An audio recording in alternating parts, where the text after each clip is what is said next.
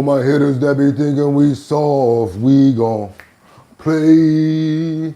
We gonna rock it till the wheels fall off. What's up, y'all? How y'all doing? It's your boy Bugatti on the crooked side a little bit right now. Guess what? It's Saturday morning though. We made it another day. Want to thank God for another one, you guys, and I want to thank you guys for all your prayers and your love. Let me get the second to go ahead and get this camera straight so that we're not on the crooked side. How you guys doing? What's up, Batty? What's up, Liberty? How you doing over there, Lee? And I'm so glad to hear that your surgery went good over there. Who's that right there? Wait a minute. Lisa, yes, Lisa, I'm so glad that your surgery went well. Let's keep on moving forward. Like I said earlier, Trump. Will former President Bill Clinton explain the blue dress portrait? Because you know how we do. We get to the history, then we bring it up. Let's get it. Let me get this camera straight, y'all.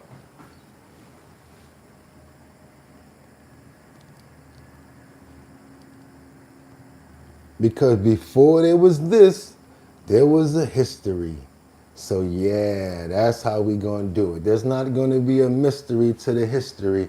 We gonna show it over here, y'all. That's what we gonna do today. Let me see how we looking over here on these monitors. Hope everybody's doing good. Just because you guys, I gotta tell you, I feel so much better every single day I come here. If it wasn't for our bottom line and the community that we have, I don't know what I would do.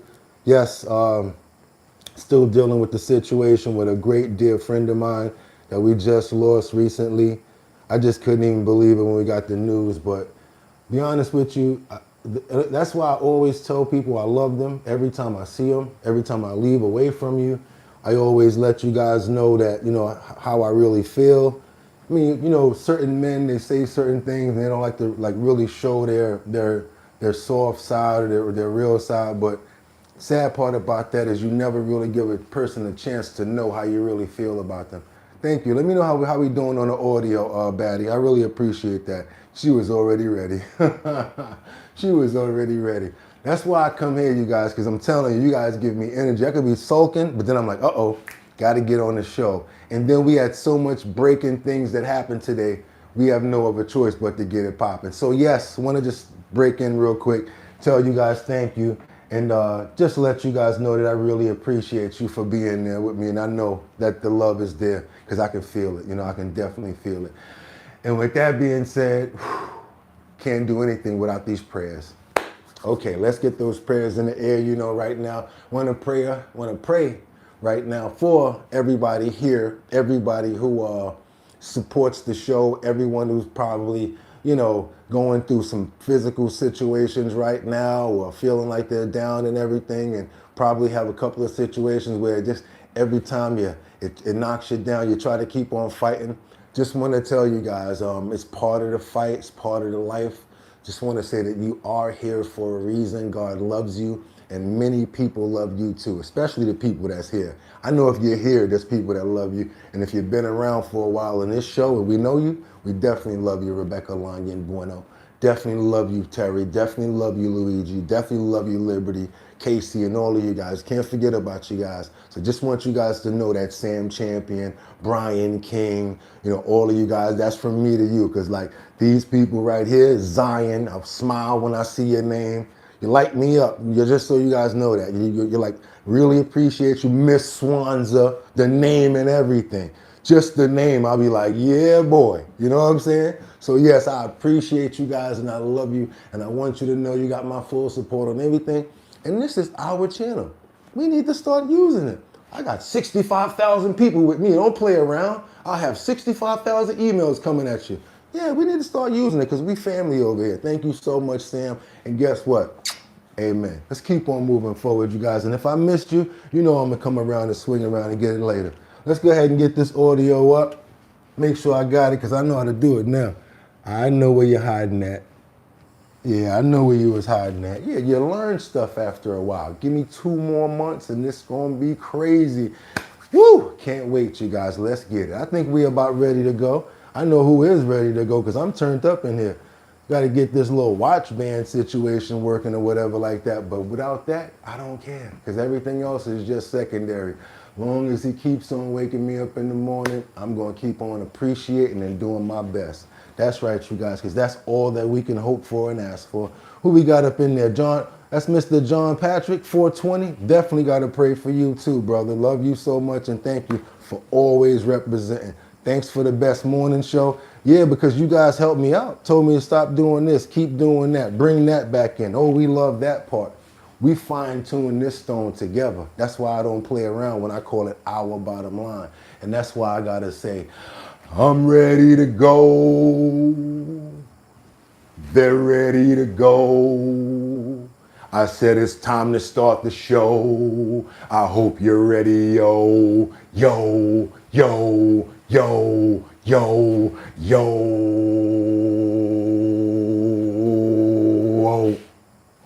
And we wind it up. Wind it up. Wind it up. It's 6 o'clock, clock, clock, clock, clock, somewhere. Are you ready? You want the wave? Let's go. You ready now? Come on now, make me look good. Let's go. Anytime. Okay.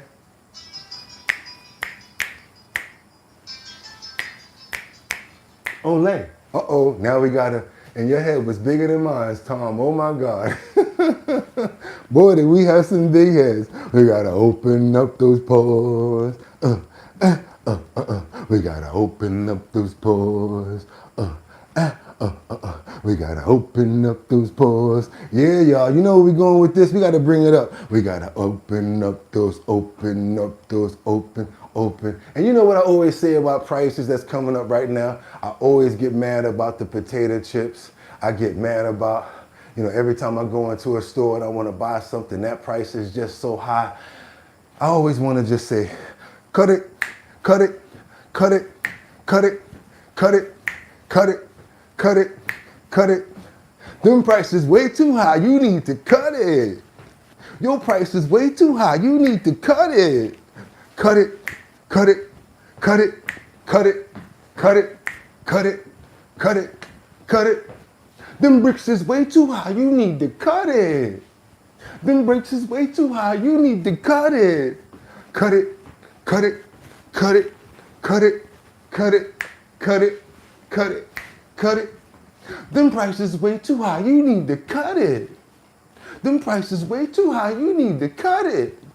Run up them bands on the regular, hitting my plug on the cellular, telling my ex I'm sorry, scared of a mountain and robbery. 30 I don't rhyme like that. I don't know how to do that, but I can do the hook. Cut it, your boy don't rhyme like that. I rhyme like this. Pump that beat. It's Saturday the 28th. That's right, y'all. 2026. I'm your host, Bugatti NYC, and this here's our bottom line. Where we be talking about this and that and chat and this and this and that. And we be talking about this and that and that and this and this. And that just got me lit. Cut it, cut it, cut it, cut it, cut it, cut it, cut it, cut it. Them chips is way too high. You need to cut it. That's right, you guys. Them bags of potato chips, the price is just so high, they need to cut it. It's your boy Bugatti NYC. It's Saturday morning and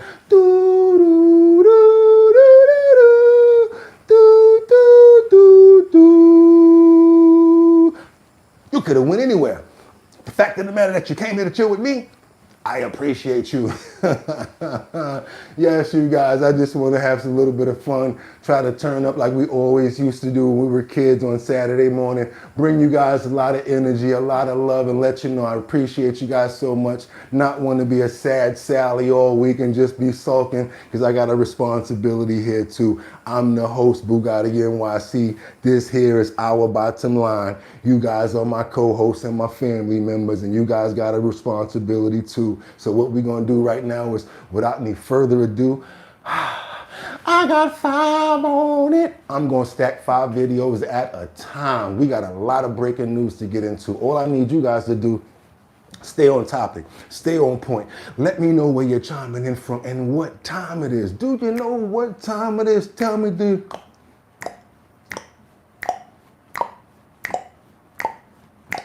Girlies up partying, touching my body and talking to me like I'm a kindergarten. Y'all don't know nothing about that. But do you know what time it is? Let me know what time it is. What city, state, country, everywhere. Let me know where you're chiming in from, because I really love to go there and say, what's going on there? Because tomorrow, if they come on, they're going to be like, yo, Bugatti really went to my city or my town and found something that's going on. I like to do that to keep the dialogue thorough. You probably don't think I do, but trust me, I do. Detroit, we pay attention a lot to you. I always tell you that in Miami, if you really want some content, you never fail, and I appreciate you guys. But try to tone it down when it comes down to the pow. By the way, you know what I'm ready to do right now? Let's get into these titles. Let's go, you guys. It's time to go. I said Trump. Will former President Bill Clinton explain the blue dress portrait? Thank you so much, Sam Champion, for the $1 super chat. If he doesn't, I'll do it right now. But basically what's going on with this blue dress situation is, I guess, Jeffrey Epstein found it quite amusing because Monica Lewinsky was wearing a blue dress. And if you know anything about Monica Lewinsky, yeah, it had a lot of something to do with what was on that blue dress. We like to rewind, heal up, reel up, bring it back, come rewind, and bring things like that to you guys, because again, you don't know what's going on now until you understand your history, and especially when you're dealing with the same person. So we understand that he came out and said a few things, but we got a lot more, and we're going to do some rewinding.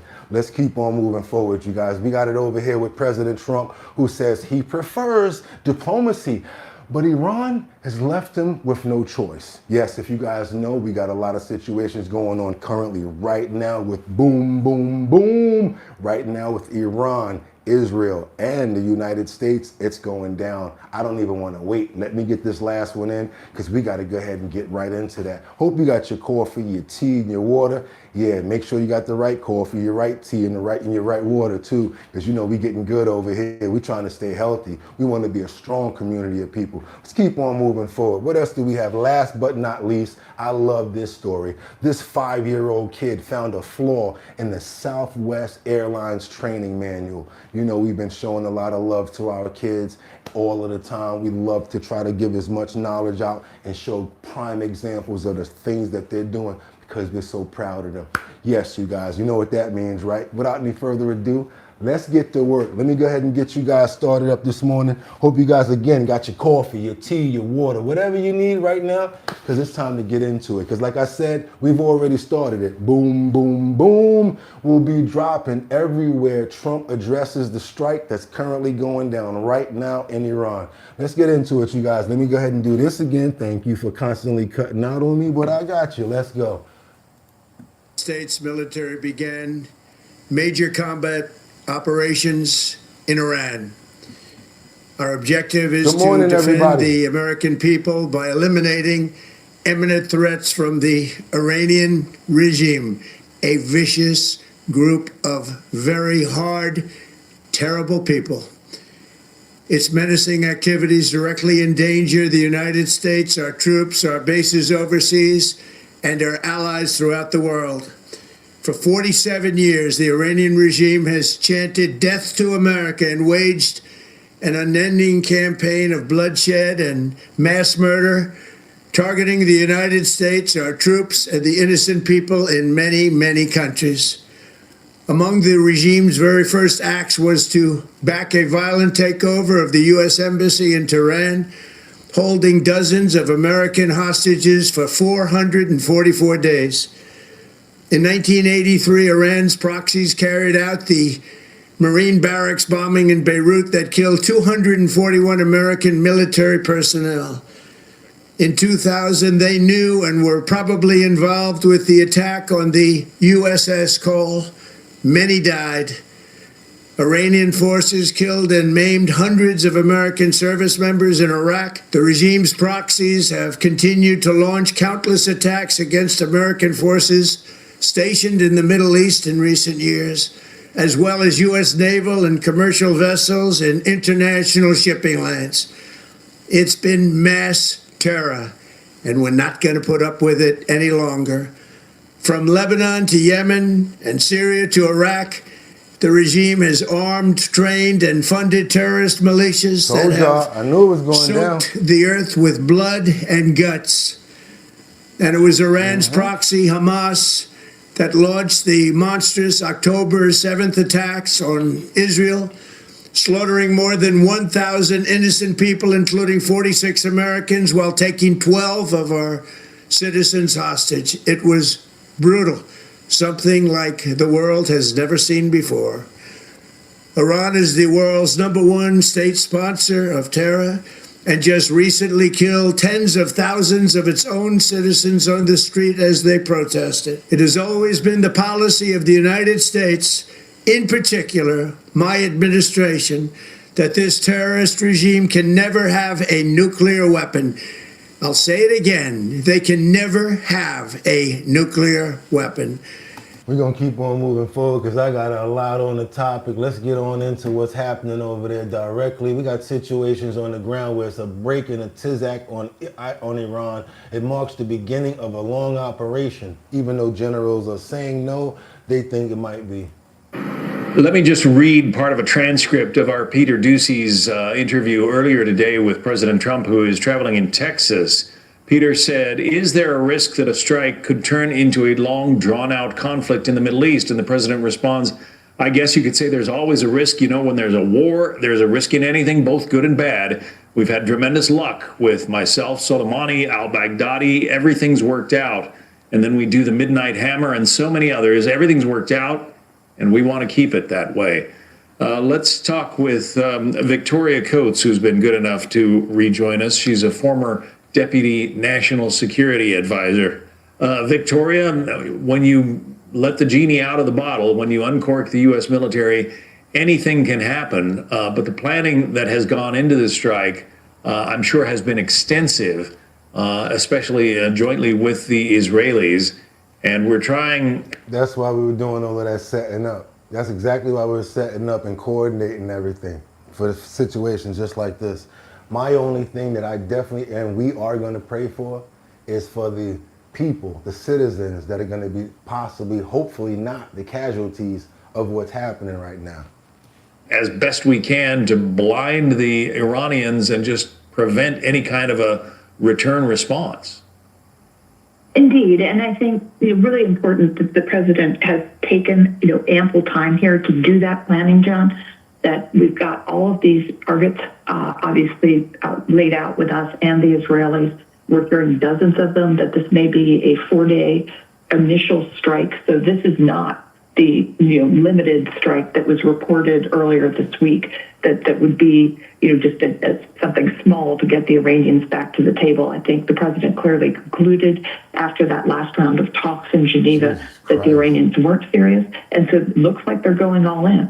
So, yeah, this can go. There's a lot of firepower out there. I count at least over 20 battleships out there right now attacking. Well, yeah, now we're going to get on over and see what Iran is doing right now, because not only on one accord, but yes, you got some breaking news on the ground, but Iran begins the counter strike as Israel. Certain words just can't say. I'll let them say it. Is live in Israel and has some breaking news for us now. Trey.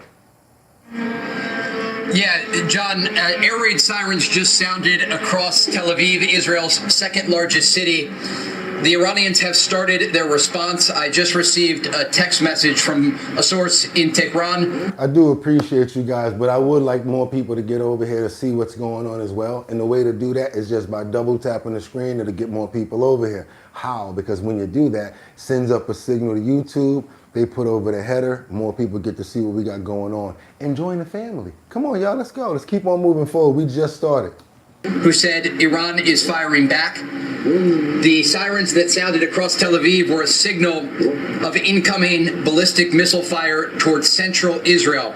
We also understand, according to sources in Haifa in northern Israel, the country's third largest city, that there is missile fire toward that city, but no impacts reported. At least 2 interceptions are being reported on Israeli media. But again, at this moment, John, the latest information that we can bring to you is that air raid sirens just sounded across Israel's second largest city of Tel Aviv. Alerts going out on the phones.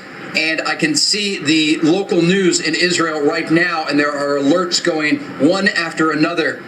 Many of them in the West Bank and close to the city of Jerusalem as well. But again, this is a very fluid situation, but an indication that the Iranians have started their response. President Trump, as he said before, that there is going to be an ongoing and massive operation against the Iranians.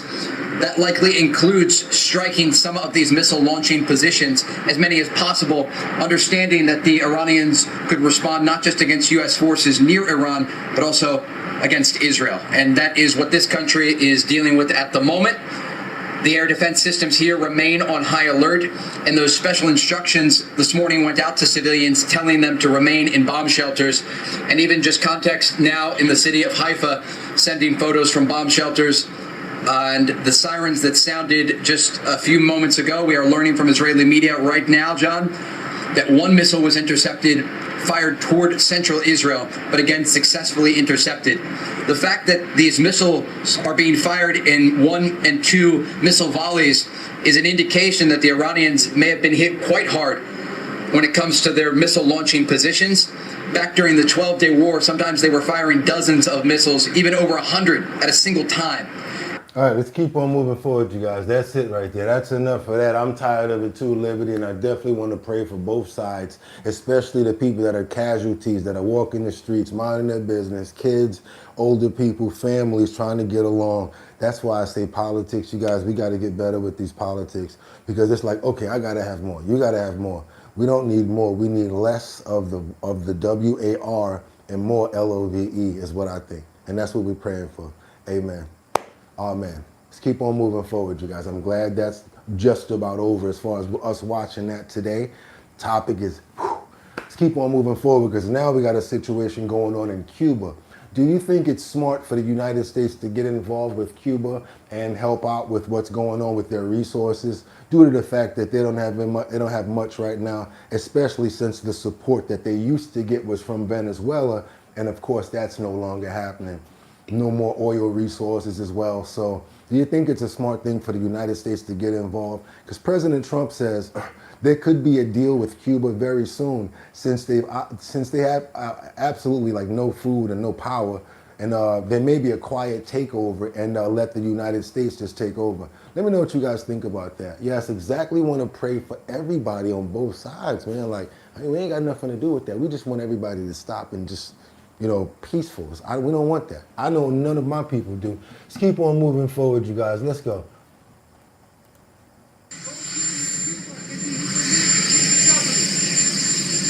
The Cuban government is talking with us. They're in a big deal of trouble, as you know. They have no money, they have no anything right now, but they're talking with us. And maybe we'll have a friendly takeover of Cuba. We could very well end up having a friendly takeover of Cuba. What about the votes, though? After many, many years, we've had a lot of years of dealing with Cuba. I've been hearing about Cuba since I'm a little boy, but they're in big trouble, and we could very well, something could, I think, very positive for the people that were expelled or worse from Cuba that live here. You know, we have people living here that want to go back to Cuba, and I understand that from Cubans as well. I don't think it's always necessary to like take over, support, help out, you know, resources and things like that, maybe, and make them pay you back, find some resources or whatever. I don't always think it's necessary to take over, because when we start taking over stuff, it starts Starbucks everywhere. Nah, we don't need to commercialize everything. Let's leave Havana alone. You feel me? Let's go. they're very happy with what's going on. Cuba right now is, to put it mildly, a failing nation. And I've been hearing about Cuba. I said before, since I'm a little boy, I've been hearing about Cuba. Me too. Everybody wanted to change it. I can see that happening. Marco Rubio is dealing on it, and at a very high level. And, you know, they have no money, they have no oil, they have no food. And it's really right now a nation in deep trouble, and they want our help. Yeah, but again, I got you. I mean, we could do that, but we're gonna have to we have to show full support. I say full support at all times. When they go through stuff, be there for them. You know, not just when stuff is like okay, you know. Because I think that a lot of times we do deals because we want other things, like political prisoners and stuff like that, and like to have more control of the situations, make it easy, put an embassy over there. We don't need to control everything, buddy. Everybody can have their own thing going on. You need some help? Okay, cool, pay us back. Let's keep on moving forward, you guys. Because this right here I think is ridiculous. We got Kim Jong-un's teenage daughter. Oh my God. First of all, Kim Jong-un right now, buddy, I'm kind of like, they basically like really pushing a strategy where he's basically trying to say, North Korea and the United States better not get involved with what we have going on, because in 10 or 15 years, we'll be able to have, as far as our Navy will be stronger, you know, really sticking out his chest right now. And then he has the nerve to put his teenage daughter in charge of, and she's supposed to be his successor. We got some stuff going on here today, y'all. Let's keep on moving forward. Yeah, I told you we go all around the world. Let's try to get this over with, because I don't want to see it either, but we got to do what we got to do. So let's keep on going. As a matter of fact, yeah, that's what we're going to do. Let's do that. I ain't going to play that one. I'm going to get past that. Korean leader Kim Jong-un has broken his recent silence on the US and South Korea as the North wrapped up its first major party congress. Too much going on at one time. I feel like 50 cents right now. Yo, we got too much beef, bro. And we're getting involved in too much people's stuff. And then you get like a mayonnaise. You spread yourself out too thin. Now what are we going to do about home? You know what? When I think of home. Yeah, we got to be safe too. Congress in 5 years with a military parade. Kim has also drawn attention for insisting, and this is all according to state media, that North Korea will further strengthen state nuclear forces and thoroughly exercise nuclear-armed state status. Right? So straight off the bat, we can confirm he's showing no sign of openness to denuclearization dialogue. But he did open the door to relations with the US, saying such ties are entirely dependent on Washington's attitude. He said, "We have no reason not to get along with the United States if it respects our country's current status and drops its hostile policy toward North Korea." Kim insisted the North is prepared for either peaceful coexistence or eternal confrontation. Either coexistence or eternal confrontation. Like, those words is like real strict there, buddy. You know what I'm saying? And where y'all all get these leather jackets from? Like, what y'all got to deal with shot or like Averex or something like that? Like, that y'all got to wear these leather jackets? In fact, he warned that terrible retaliatory attacks will be carried out against any force that commits hostile military acts against North Korea, insisting his country's armed forces are fully ready to cope with any circumstances. Kim strongly emphasized the development of the North's naval capabilities, claiming that 5 years from now, its defense power will reach a level that enemies cannot cope with. Still, there is the possibility of dialogue with the US, which could happen pretty soon, given that American President Donald Trump is due in China this April, potentially allowing for a summit with Kim around the same time. But it doesn't look like we're getting inter-Korean talks anytime soon. Kim labelled as clumsy, deceitful the current South Korean government's attempts at reconciliation. All right, we're going to call out the Zeke before I go farther. It's called the Zeke, because it's like, you know how when somebody cuts your hair and by mistake the blade go like this, bzz, and make like that Zeke sound? Somebody zeked your boy crazy up in the corners over there. I know his barber was scared to death after he cut him like that. Like, what is going on with the edges of your top of your head, bro? Adding that the North has no business dealing with the South. And they got the nerve to have him on like big screen, telecast, promcasters and all of that, you feel me? Which he reaffirmed was the most hostile. Damn, look at Zeke up there, yo, that shit go like this.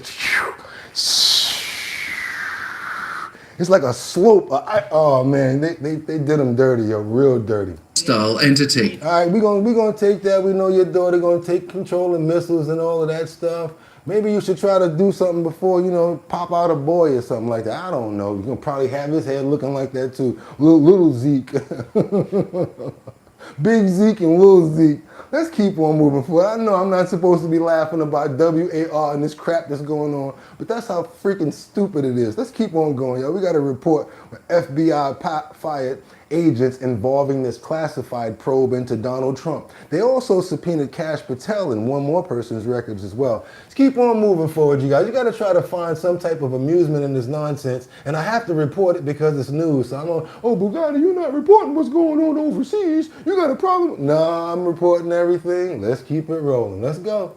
And agents and analysts involved with the classified documents prosecution of President Trump under former special counsel Jack Smith. FBI Director Kash Patel said agents purposely tried to evade oversight and added, quote, "It is outrageous and deeply alarming that the previous FBI leadership secretly subpoenaed my own phone records, along with those of now White House Chief of Staff Susie Wiles."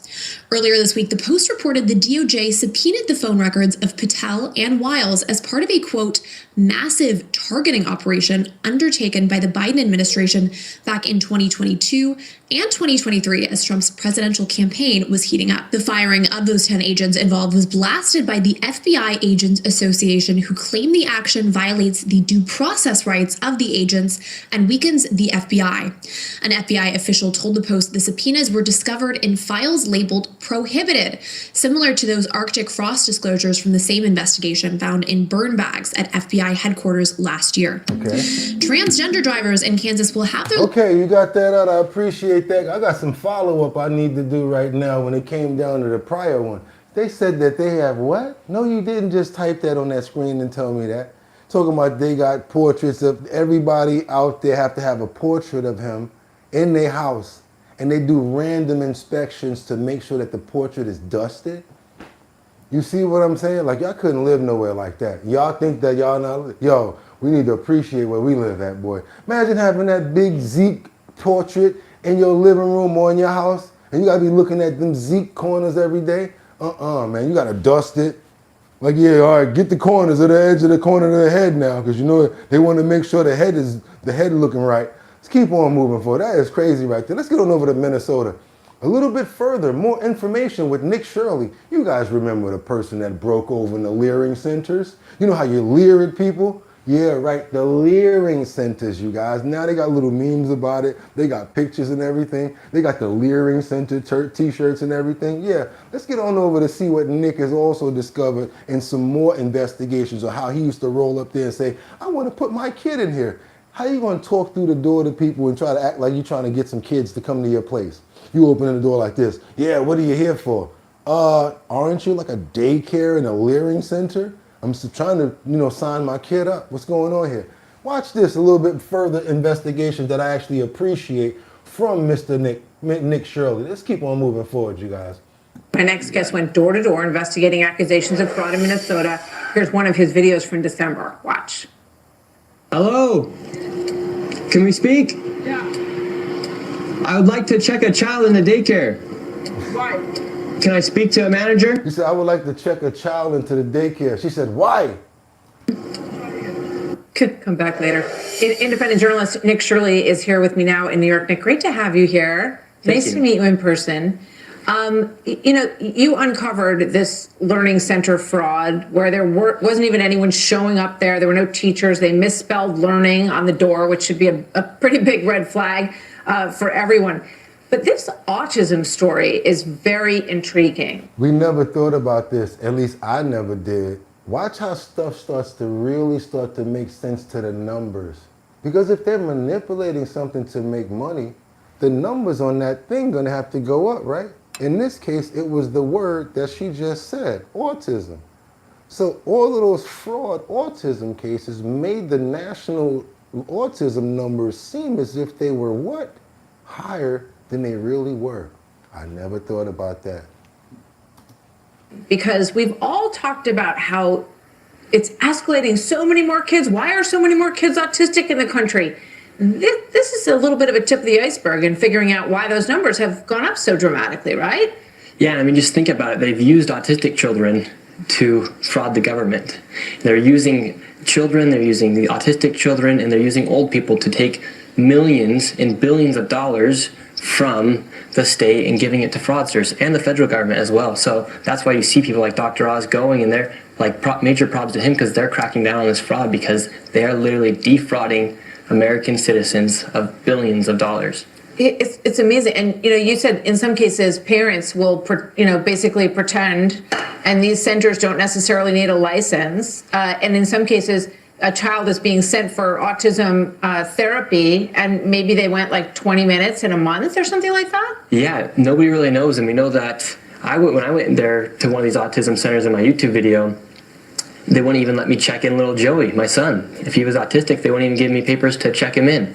And so what we think is happening, and what's been proven to happen, is that these people are getting kickbacks from these autism centers when they go and enroll their child. Because, over a 10,000% increase in funding. Is there a 10,000 increase of children with autism in Minnesota? Yeah. That the money just came pouring into the state during the Biden years and during COVID, and it was mismanaged. So now, just put this up.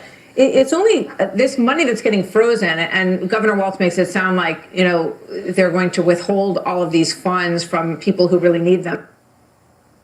It's a very small sliver. This is like a slap on the wrist to Minnesota to say, look, give all the care that people need with all the rest of the $11 billion, but we're going to freeze $250 million to kind of get you to get your act together. Yeah, and so they shouldn't be offended. They should be like, all right, let's help you guys. Let's figure out this fraud. Why are they being offended by this? Shouldn't they want to do well for all their citizens? That's a great point. Yeah, the kickbacks, you guys. There's a lot of people getting money up under the table. I'm sure a lot of money went out to Somalia. A lot of another Mercedes, another Birkin bag, and they're looking at us like, you guys are foolish. We come to America and we make so much more money than you. We're better than you. And they're looking at us and they're laughing. And that's why I have no mercy for them when they get caught. Let's keep on moving forward, because we're going where? New York. And if I can make it there, I'll make it anywhere. It's up to you, New York. New York, but not if you're riding the subway. That's the mass transit. Hey, yeah, you go MTA. What's that? The Mass Transit Association? Not these days, you guys. We got another situation to report, as we have been all month, all year, and proceeding. They keep on telling us they got people down in the train station. They've been watching out for us. They put more police down there. You're protected. Come to find out, you're not really protected. We got a 55-year-old man who's been pushed onto the subway tracks in downtown Brooklyn, in the train station. Let's keep on moving forward, you guys. They're doing a real crack-up job out there. Thanks, Mom Dami and Kathy, Joku Hoku. Breaking overnight, a man is recovering after police say he was pushed onto the train tracks at a downtown Brooklyn station. We've got News 12's Edric Robinson there with what we know so far. Hey, Edric, good morning. Walk us through how we got here.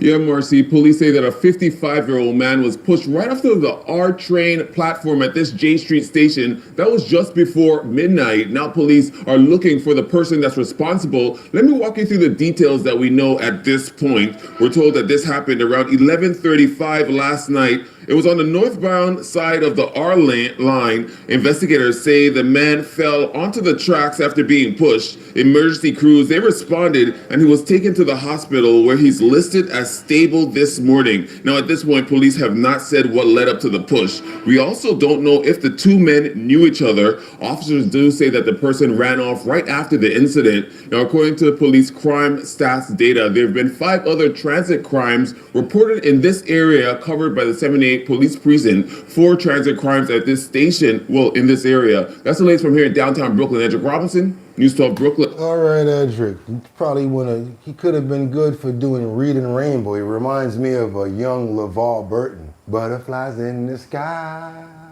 I can go twice as high. Take a look. It's in a book. A Reading Rainbow. Remind me a little bit of a young LeVar Burton. That's right, you guys. Let's keep moving forward. We got to get on it. Matter of fact, we got to give some love and show some love to the man who was pushed on a train. Luckily, a train was not coming, and luckily he's safe right now, and he's still with us. Let's just say that. There's a lot of crime going on over there, but Lord, thank you so much for securing this man and making sure that he's still able to be with us. I'm glad I didn't forget that. Amen.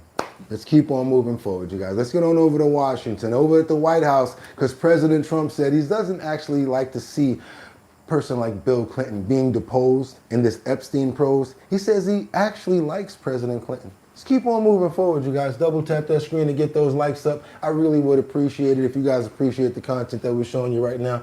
I got much more to give you. Let's go. About President Bill Clinton being deposed and that sets precedent for you and your family. I don't like seeing him deposed, but, you know, they certainly went after me a lot more than that. I don't like this. Look, I like him, and I don't like seeing him deposed. Mr. President, subpoena Howard Lutnick. What is your reaction to that? Well, Howard would go in and do whatever he has to say. He's a very innocent guy, doing a good job. I don't know anything about the Epstein files, you know. I've been fully exonerated. So 2 things. He's responded about Bill Clinton, how he felt about it, as well as Howard Lutnick, because I actually think there may be a little bit of grounds to actually ask Howard Lutnick a few questions, because you already said that you were on the boat, then you said you weren't there, you were. How about coming on in and asking a few questions? I'm not trying to hate or throw you under the bus, but hey, if everybody else can, you should be able to too. Wait a minute. I told you guys before, let me see something here. Let me make sure that we're doing this thing right, because it's very important that we do things correctly. What do they say? Wise people always say this, and I know a lot of people have heard this before. You can't understand the future until you understand the past. So yeah, we had who? Bill Clinton, who was getting deposed, asked a lot of questions. Many different things were going on. First, Hillary went in, but they said she was giving a little bit of pushback. We have that coming up. But does anybody remember Monica Lewinsky? Seems like this was probably around the same time if you look at the age and if you look at the time. I keep on reflecting back to that picture of Bill pointing like this, the portrait that Jeffrey Epstein made. Didn't even realize until somebody here said it to me. Somebody here said it to me themselves. Bro, that is Monica Lewinsky. That's basically what they're trying to say. Monica Lewinsky, blue dress, stained, you know what I'm saying? Yeah. Let me show you something real quick, you guys, because in order to understand your future, you got to recognize the past. And if someone's going to lie to you and then say, hey, you know, I did not have sexual intercourse with that woman. I did not. And then come out and say, I did last week when I sat here in front of you guys, I actually lied. Check this out, you guys. I want you guys to see a full circle right here, what's going on. So I'm going to take you back real quick. Good evening. This afternoon in this room, from this chair, I testified before the Office of Independent Counsel and the grand jury. I answered their questions truthfully, including questions about my private life, questions no American citizen would ever want to answer. Still, I must take complete responsibility for all my actions, both... Anybody remember this? Double tap that screen, because we're doing some history work right now. Public and private. And that is why I'm speaking to you tonight. As you know, in a deposition in January, I was asked questions about my relationship with Monica Lewinsky. While my answers were legally accurate, I did not volunteer information. Indeed, I did have a relationship with Miss Lewinsky that was not appropriate. In fact, it was wrong. It constituted a critical lapse in judgment and a personal failure on my part for which I am solely and completely responsible. But I told the grand jury today, and I say to you now, that at no time did I ask anyone to lie, to hide or destroy evidence, or to take any other unlawful action. I know that my public comments and my silence about this matter gave a false impression. I misled people, including even my wife. I deeply regret that. I can only tell you I was motivated by many factors. First, by a desire to protect myself from the embarrassment of my own conduct. I was also very concerned about protecting my family. The fact that these questions were being asked in a politically inspired lawsuit, which has since been dismissed, was a consideration too. In addition, I had real and serious concerns about an independent counsel investigation that began with private business dealings 20 years ago. Dealings, I might add, about which an independent federal agency found no evidence of any wrongdoing by me or my wife. Could that be something to do with the Clinton Foundation and possibly something to do with Jeffrey Epstein? We're going to keep on moving right now, you guys, because I told you, we got to understand your history in order to understand your future. We're going to keep on moving right now because we got a little bit of information right here. We want to know how Hillary was actually responding when she was being deposed. We never heard anything. We're still waiting for the edited version so that we can hear it and see possibly maybe some video, right? But a few of the people that were actually in there, our lawmakers, have a little bit of information from us. So let's keep on moving forward, you guys, because right now we've got the House Oversight Committee, Republicans, they hold a gaggle talking about Bill Clinton as he testifies at the Epstein probe. But when asked about Hillary Clinton, the answers are her questions. She seemed like she was very unhinged and screaming. That's what Nancy Mason says. Let's keep on moving forward, you guys. You know how we go. We go a little further into the situation. We don't just tickle the surface. We go in.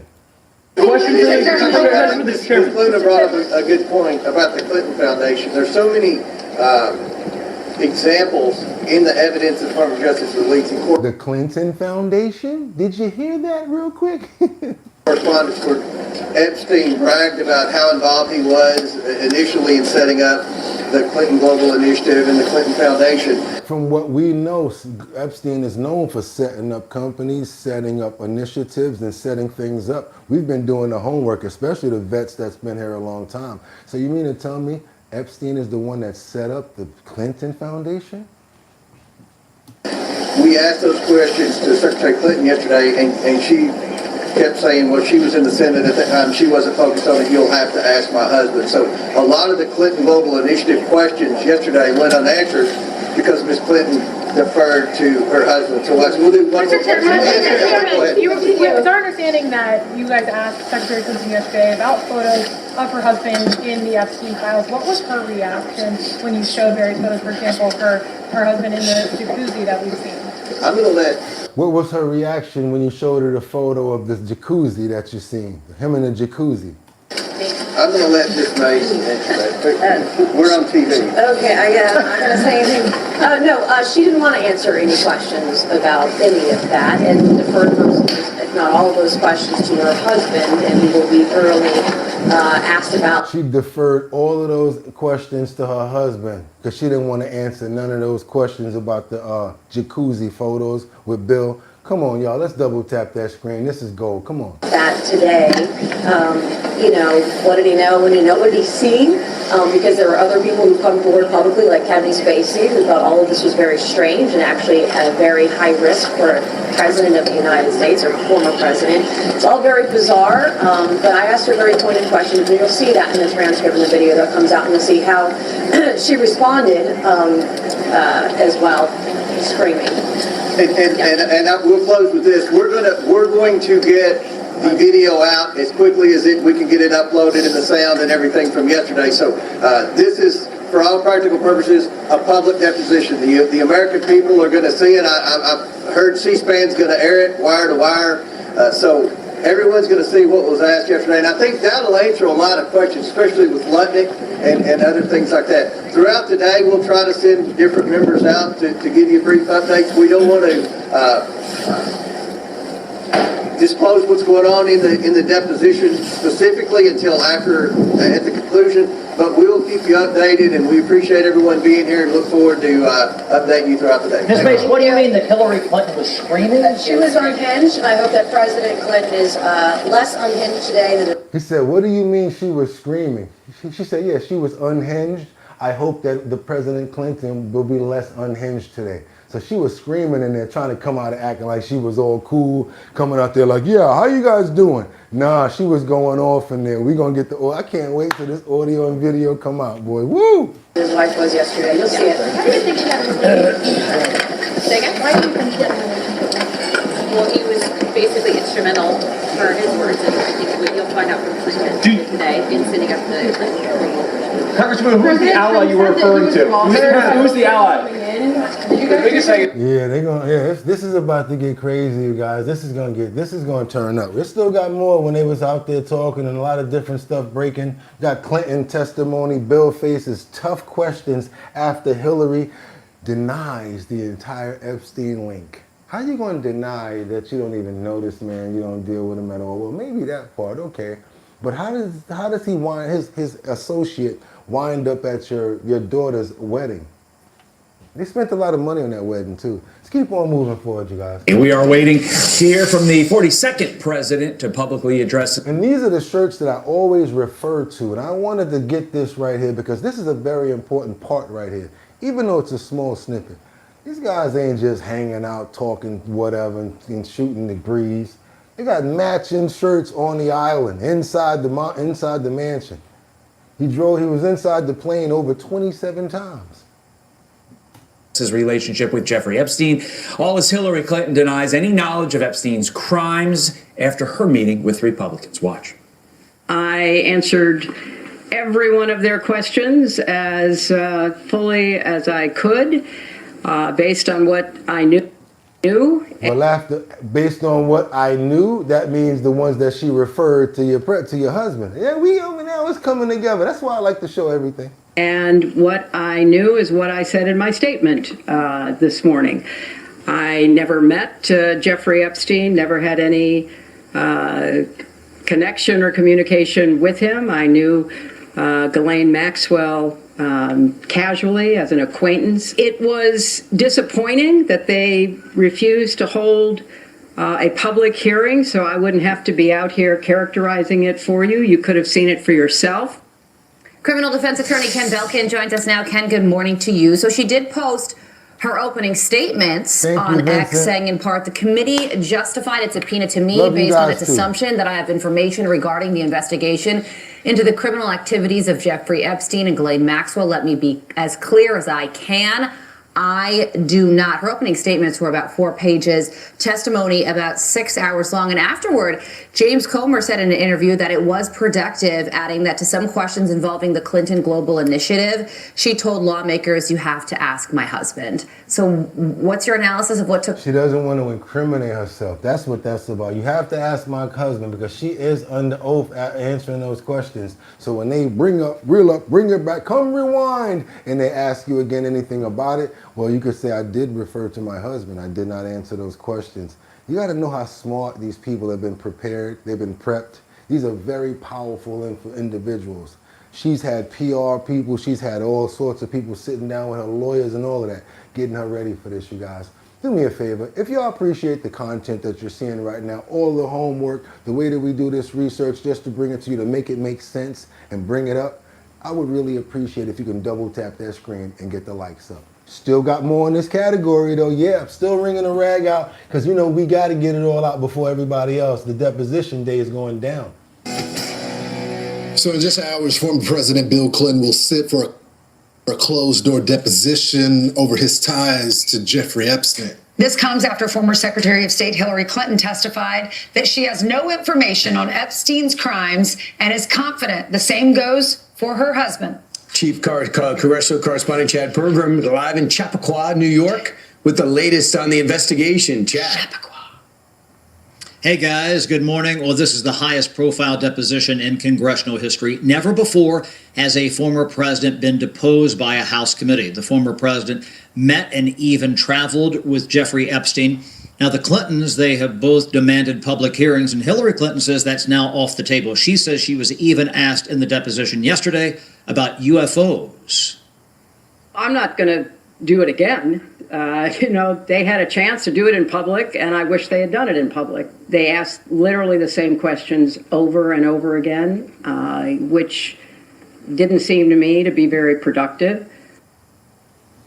See, it's again, when you throw a lot of stuff at the wall, you try to make one thing hit to try to make it not be the main part, because she's not really going into that main question that they asked her about.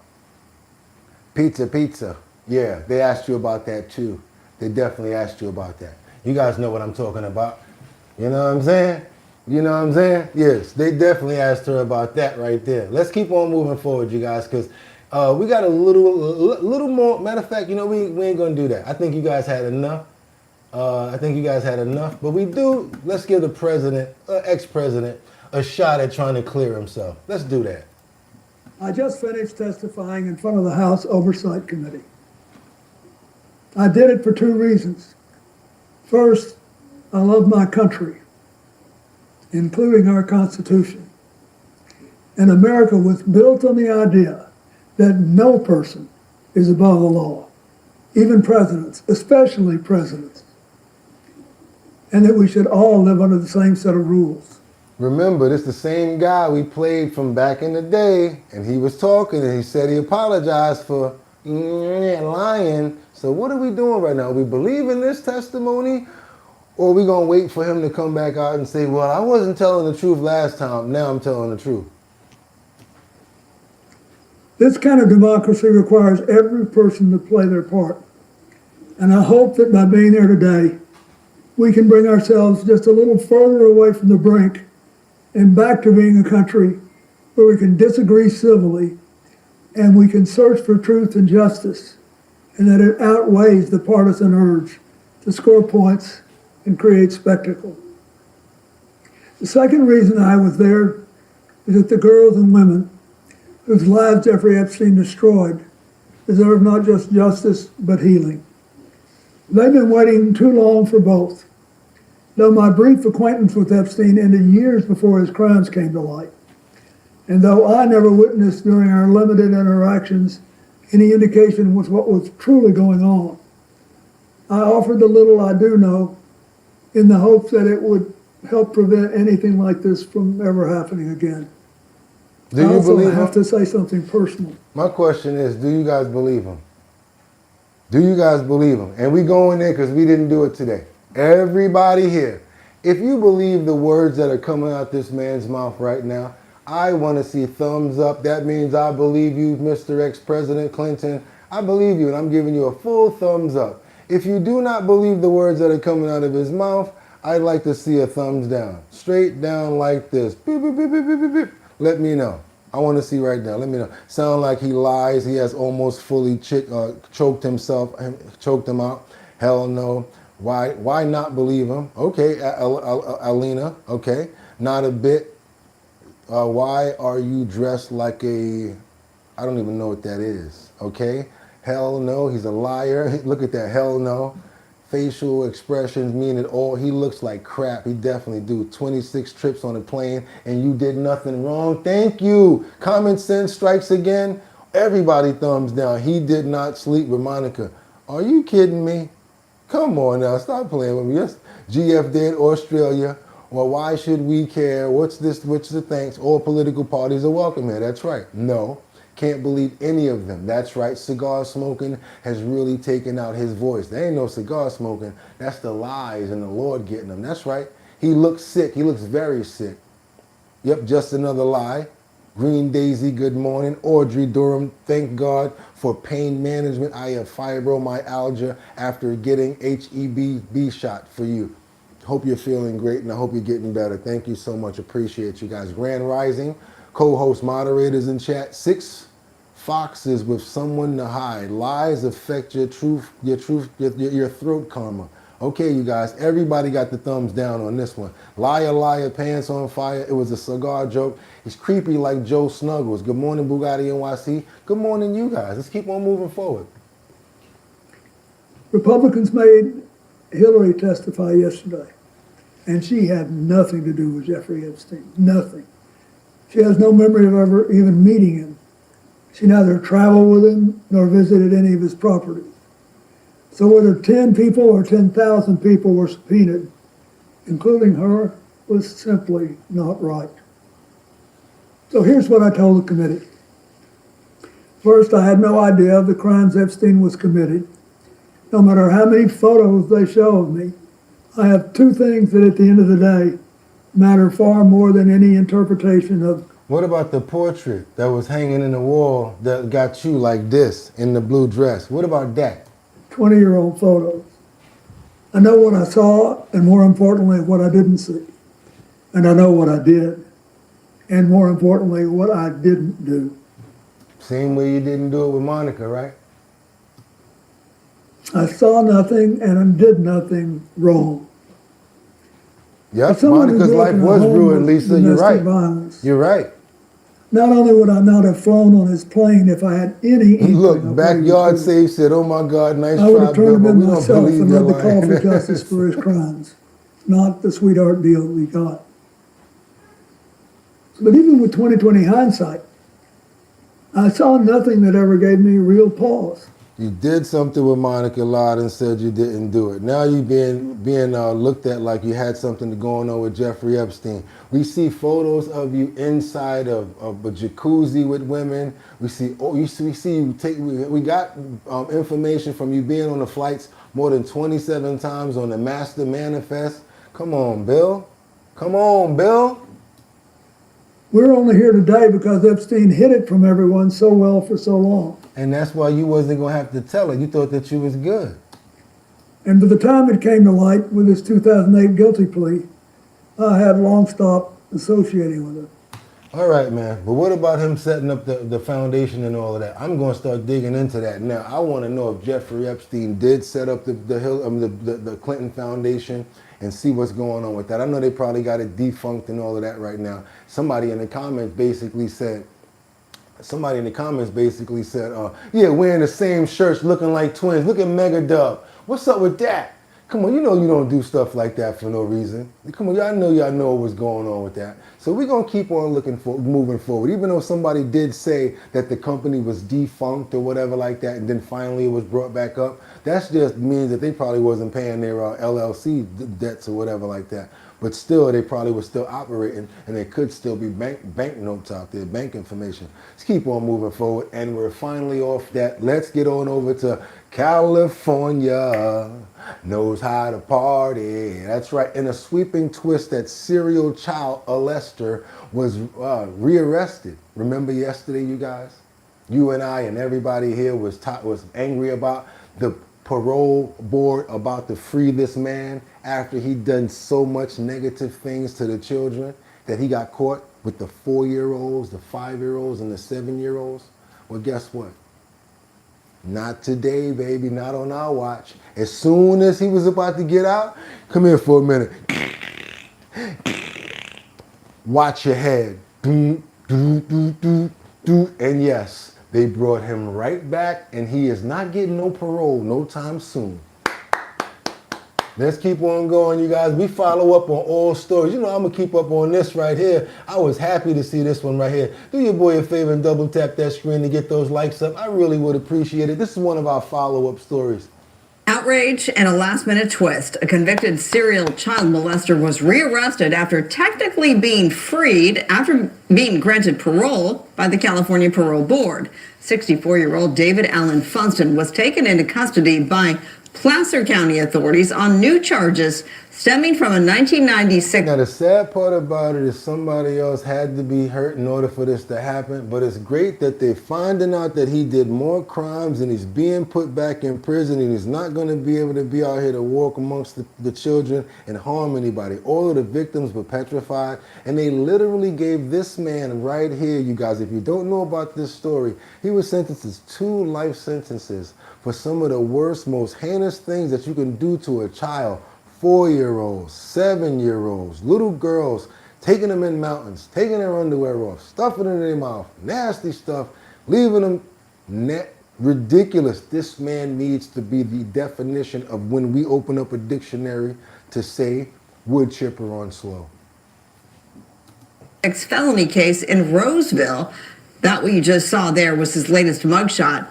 Funston had been granted parole under the state's elderly parole program, despite being sentenced to more than 3 life sentences. I spoke to the former Sacramento County Deputy DA who successfully prosecuted Funston in the late 1990s. Obviously, I'm relieved is probably the best way to say it because, you know, the bottom line is he was released from prison. So the fact that the Placer County DA stepped up and did the work in a very, very quick turnaround speaks volumes about his commitment to public safety. So he was officially granted parole. He was officially released, but literally upon his release, Placer County officials were waiting to take him into custody on these new charges that do date back to the mid-1990s. Yes, that's my understanding of exactly what happened. He was never actually out of any law enforcement's custody. Funston is now being held on a felony charge of lewd and lascivious act on a child under 14 years old. He is due in court next week. Oh, God, man. I'm so glad that that happened right there. We really needed that one right there. He needed to make sure that he was staying off the streets because not even a person, I cannot even call him a person. I got to call him a POS, and I'm so glad that he is not going to be out here to hurt anybody, you guys. I'm so glad. Thank the Lord for that right there. And let's hope that he gets enough time to keep him in. Amen. And bless everybody who was victimized by him, all of the families that's still worried about it. Hopefully they got a little bit of calmness now.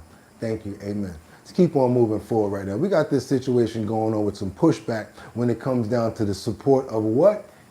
GUN rights. And what do you call them? The fast ones. Not the slow ones, but the fast ones. I can't say certain words, you guys. I'm going to let them say it. But this is some Virginia politics. The sheriff is pushing back on a bill about GUNs, saying that they can't support them. So yeah, they're trying to take them away from us, you guys. I mean, like, I guess they're going to start with that and then really try to come and try to say that we can no longer bear arms sooner or later. Sheriffs across our area are pushing back against gun control bills moving through the General Assembly right now. They argue proposals like an assault weapons ban and tougher concealed carry rules go too far and could even lead to legal challenges. ABC 13's Allison Mullet spoke to local law enforcement about their concerns. The message being shared on social media is clear.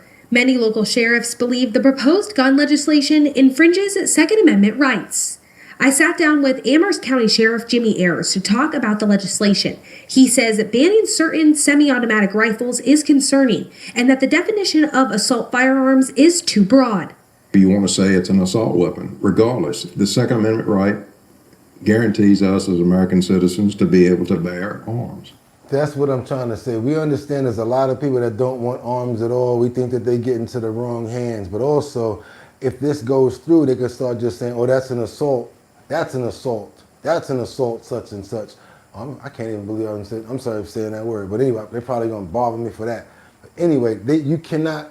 They basically trying to say, if once you start to monitor and you start to put pressure on, it's going to get worse and everything can start being classified as that. And that's what they do not want to happen. I kind of am on the fence about that. I think that there just needs to be more security, more like as far as like more advisory going on when it comes down to GUNs, and more being careful about them not getting out in the streets into our young children's hands, because that's what it seems like. Every kid got one now. It's like a toy now. Let's keep on moving forward, you guys. Yes, this is about that topic, and yes, it is a severe point right now, and many people, of course, are going to be on the fence about this. But you don't want to be you don't want it to be where the government can classify everything as a EPIN, as a such and such EPIN all the time. Henry County Sheriff Wayne Davis shares similar concerns. An individual at 18 years old can enlist in the military and go to war for this country, but you're going to tell them that they cannot purchase a firearm lawfully in a store? I just don't think that that's right or appropriate. Sheriffs from all these localities are speaking out, saying the Second Amendment clearly states that the right to bear arms shall not be infringed, and they believe the proposals do just that. I mean, it can get really sticky, because even in New York, for instance, a friend of mine, she has a weapon, right? But the law is, if someone breaks into your home, you cannot pow them in New York. You better not pow that person. You must run into another room and try to go out the window or try to escape that person. At all means, you're not supposed to do anything to the person. It has to be the last measure, and then you're gonna have to explain why, what was going on, explain everything. And make it really difficult in states like New York in order to actually protect yourself and bear arms in your own home. I know the difference in Texas. They tell you, be careful. Don't go to that man's house talking about, let's come over here and have a beer. They'll do you on a lawn and say you came over for something and won't even get in trouble. Different states, different laws, different situations. but it's bad because some people, like citizens who should bear to try to protect themselves and their families, they can't because of these different laws that come in. Let's keep on moving forward, you guys. Of course, the bad guys never follow laws. That's why they always got them. We got this one man who's his own 911 call leads to a human trafficking arrest. That's right. I guess something was going down and there was a fight in the room with the girl. Yeah, I'm going to try to say, it's another one, you guys. I can't say but so much. There was probably a fight in the room with the girl for money or the transaction, right? Girl runs in bathroom. PIMP is in the hallway. What makes him want to call the police and talk about what's going on in the house? I have no idea. But once the police come in, find said John says, hey, I met the girl on a website for you know what. Oh, let's go talk to the guy that called us over here. Meanwhile, now everybody going to jail. There you go, y'all. Let's keep on moving forward. Yeah, this story right here has so many twists and turns. I gotta let them tell it. This man's own 911 call leads to a human trafficking arrest. That's right. You guys, Atlanta, come on. Listen to this. Kind of a crazy story here. A man in Gwinnett County apparently called police trying to report some sort of robbery. Well, it ended up being an arrest for human trafficking. And I think our Annie Map can pick up where things went wrong, or was this the plan all along? Annie, what's going on out there in Gwinnett County? A very crazy story, Judea, here in Duluth. Gwinnett County police tell us that 28-year-old Chauncey Lee called them back in January because he was concerned that someone was trying to break into his apartment. So police showed up and things just went completely left, I think, from what officers were expecting. We do have video that Gwinnett County police posted on their Facebook page. But in that video, you see police show up to this apartment. Officials say when they got... Let me just get you guys a little scope going on here. That's the PIMP right there, and that's the John, right? All right, cool. Inside, they heard like a loud noise that sounded like glass breaking. They saw a suspect come out from the back who is 40-year-old Dominique Gray. He came out and his hand was bleeding. Police say Gray was tased because he wasn't complying with their commands, of course, as they were responding. According to officials, as they questioned Gray outside, other officers were looking inside the home to see, you know, what else they could possibly find as part of this, what they thought was a burglary investigation, and they ended up finding a woman hiding in a closet in a back room. Officials say Chauncey told them that this was a woman that he had invited over from an escort website. Officials say they later ended up discovering that Chauncey again had brought this woman over from an escort website, but that Dominique Gray was also there for escort for services from this escort website as well. So at that point, all three of those people were taken to jail. The woman for prostitution, Chauncey for pimping, and also for keeping a place of prostitution was the term that we were given, and Dominique Gray as well faced some charges. So Lee ended up getting out on bond just a few weeks ago after that happened, but the police department's vice team kept an eye on him, and shortly after they discovered that he was back on these different websites. Take a listen to what a corporal we spoke to said a few minutes ago. They start looking and they noticed what they believe to be Lee's phone number pop up on other listings on websites for solicitation. So they conduct an undercover operation on February 9th, and that's where they arrest Lee again. All right, cool. I like that, but I want some more. That ain't enough for us. We want more. As a fourth-generation American farmer, I know our country is the best farmers in... News now at 7. Gwinnett County Police have made a significant human trafficking arrest, adding a dramatic twist to an ongoing investigation. Atlanta News first anchor Joe Corcho joining us here in the studio. And Joe, there's a shocking development involving the suspect tonight. So let me walk everyone through this story here. You have county police call back on January 20th. Let's get the video. Put your hands up! Put your hands up! Responding to a robbery call in Duluth, it appears on security camera on January 20th that Gwinnett County Police deployed a taser shortly after entering that apartment in late January. Police say they heard glass breaking. Gray also appeared to be bleeding from his hand. The 40-year-old Gray faces multiple charges from this incident, including reckless conduct, armed robbery, false imprisonment, and kidnapping. Lee, the one who alerted police and let officers into that apartment, was also charged with pimping and keeping a place of prostitution. Now, fast forward 2 weeks later, and investigators found Lee's phone number on an online listing that they believed to be for prostitution. There we go. Undercover agents set up a sting and found the 28-year-old Lee at the meetup location hiding. Lee now faces multiple charges, including human trafficking, and is being held in Gwinnett County Jail without bond. All right, cool. All right, let's keep on moving forward, you guys. We got more work to put in. I had to show you guys the entire part of that, but I was really wanting you to see the police when they went into the closet, and the lady was like, I'm here, and then they got her up out of there. Do your boy a favor. I really appreciate you. Somebody look at that. Terry Cohen said he'll get no time.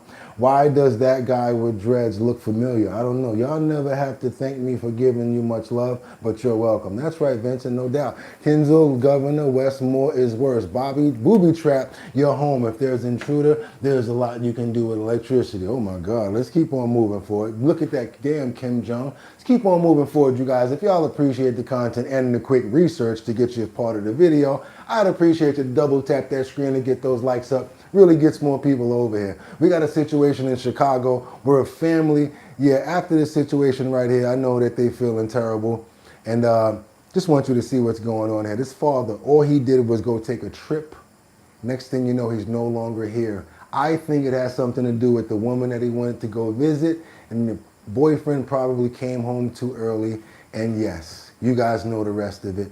Let's get on over to Chicago. If that's not what happened, I know that's really close to what possibly did happen. Exactly what happened, Terrence and Sylvia. He was in Chicago to visit family with his two young sons. They went back home without their father. Tonight, Brown's mother says her son was a great provider for his children, and she has a strong message for whoever pulled the trigger. We've been left with nothing to go on, and kids don't have their father. They came here with a father, they left without one. And so it's been very, very hard on our family. I can't sleep, I can't eat, I can't even focus right, I can't even go to work, I can't do none of that, and it's not right. Picture right there, that is Kelly Edward Brown, a junior. A $10,000 reward is now being offered in the search for whoever shot and killed the 40-year-old. Cook County Crime Stoppers is urging the public to come forward with information about the deadly shooting inside the building on the 1800 block of South Springfield Avenue. There are cameras on the building and buildings nearby, but still no one is in custody. The killing happened January 18th at around 4:45 in the morning. Brown was visiting from out of town with his two young sons for a family celebration. After the gathering ended, relatives say he came to this Lawndale apartment to hang out with a female friend. According to the Chicago Police Department, shots were fired from the rear doorway of the apartment. Brown was struck multiple times and later died. The woman he was visiting has been cooperating with detectives, but Brown's family believes more questions need to be asked and more urgency placed on the case before it turns cold. Come out of hiding. I see you. I see you, but God gonna see you too. It's your choice. Do the right thing. You done took my son away from me, my kids, his kids, everybody. For what? But you can't sleep at night. You ain't got no peace. You ain't got no joy. Well, Chicago police, they continue to investigate. You can submit an anonymous tip by calling 1-800-535-STOP or at cpdtip.com. Yeah, they're saying it's going, I know it's always going down in Chicago. Certain places is crazy, man. I want to pray for that family, that they get closure, strength. The mother's going through it right now. That's a terrible situation right there. The children, they're not going to ever see their father again. And if it was just having to do over some lover's quarrel or a man coming in, fellas, it's never that serious. If she doing that, you might as well let us keep on doing what she's doing. It's not worth you going and getting in trouble for doing something with somebody that's like that either. Just get in front of situations like this and try to make sure that we show care before stuff like this happens. It's so sad that they have nothing to go on right now. Hopefully they find something. Amen. Let's keep on moving forward, you guys, because we got to get back over to New York. Can't sing right now, just can't. Sorry. We're going to do this other situation right now where, because of the snow, there was a body found in the snow. As they were clearing the snow in New York, you guys know, Staten Island got 35 inches. We got about 15 in Manhattan. So you can imagine what happened when it came down to like anywhere in the middle. Any islands that's up on the edges, that's where the real snow comes to. That's why they call them like nor'easters, right? Check this situation out. Very sad situation here. This man was found frozen inside of the snow as men were shoveling out. Let's get on over to Long Island, you guys. Let's keep on doing it. Let's keep on going. Let's double tap that screen to get those likes up. Let's go. A shocking discovery as crews were digging out of the blizzard. A body was found buried in the snow at this 55-plus complex in Deer Park. A neighbor who didn't want to show her face on camera says she heard the commotion. And I heard the shoveling. So what I did was I came to the door and they're telling me, there's a dead man in the snow. There's dead. We have to watch out for our elderly. We have to watch out for people that are like out there shoveling, because they could be shoveling and catch a attack because it's overwhelming. You don't really realize it. Your adrenaline is pumping. Anything can happen. So something like this, it's really sad to report. Also, check up on the elderly people. You see like I saw this man, he couldn't even get down the steps. He had a private house, probably had money. But I went over there and I made sure he was able to get out, shoveled all of his stairs for him. And then when he was trying to give me money, he's like, yeah, I'm a veteran. I'm like, no, thank you. Thank you. God bless you. Try to help out the elderly people, you guys. And it's something that it don't take you but a couple of minutes, and you should feel good about yourself for doing it. You deserve to feel good about yourself for that. And I go, what? Police say the man was found dead just before 4 p.m. on Monday on Park Center Drive. One of the workers contracted to shovel the complex says he saw the body. The guy is working in this, and they will touch you. You need to see what happened. Now do me a favor. I don't mean to cut it off. I'm going to rewind that. I would appreciate if we can double tap that screen to get those likes up. Because even today, like I always tell you guys, if we can get those likes up over 500, we're going to send out 3 keychains. Our bottom line keychains, that's right. And we're going to send out 3 decals to 6 random people. All you got to do is send me an email with your address to bridgethisllc@gmail.com. That is bridgethisllc@gmail.com. I'll send out 3 keychains and I'll send out 3 decals to random people. And guess what, you guys? I'm saying random, but not a lot of people answer. So if you actually do it, I'll be winding up sending you guys some decals and some keychains out. So go ahead, send me the emails, let me know what's going on. Hopefully we get over 500. Let's go. Let's keep moving forward. And also do me a favor, you guys. Again, if you see something like this, and if you know somebody that's an elderly person and they got troubles going on and you see them trapped in, at least go check on them if you can't shovel. With that, workers contract for 4 p.m. on Monday on Park Center Drive. One of the workers contracted to shovel the complex says he saw the body. The guy is working in this, and they will touch you. You need to see what happened with that. And then you see the cat there. Police have not identified the person and would only say it's a male. Neighbors say they believe they know who it is. They say he lives in the complex near where he was found. You walk in the same spot. As the residents dealt with the death, they were also dealing with the piles of snow still unplowed. It's unacceptable. It was nearly waist high in some parts of the complex Tuesday. 62-year-old Frank DeConta struggled to get to and from his home. Residents of the complex say the unshoveled and unplowed snow is a safety concern, where in some cases the snow is blocking their front doors and they're unable to get out of their homes. The man he's literally trapped. He's in a wheelchair, and the snow is over it's about 5 feet in front of his door, 5 feet up. This is right now. Right. Resident Eddie Velasquez was unable to open his door. Because even if they came and squeezed through here. I'm sorry, at the time of the video that was going on. So luckily he had people around to help him out. In Deer Park, Suffolk County, Logan Crawford, News 12. I always check on people, man. I call people. They be like, yo, that's you. I be like, yeah, man. Like, yo, you always calling to make sure I'm good, man. Yeah, bro, how you? I hope you call me sometime. Yeah, my number works. Also, you can email, direct email, what you call that thing? Messenger me. That's right. If you got my Facebook, let's keep on moving forward. There's no excuse. If you care about people, you're supposed to check on them, you guys. Y'all know what I'm talking about. Look, died outside and nobody noticed. Awful way to die, says Maris. Ours was 93 in Syracuse. I was in elementary. Horrible. I miss how we were supposed to contact you. bridgethisllc@gmail.com. That's my email address.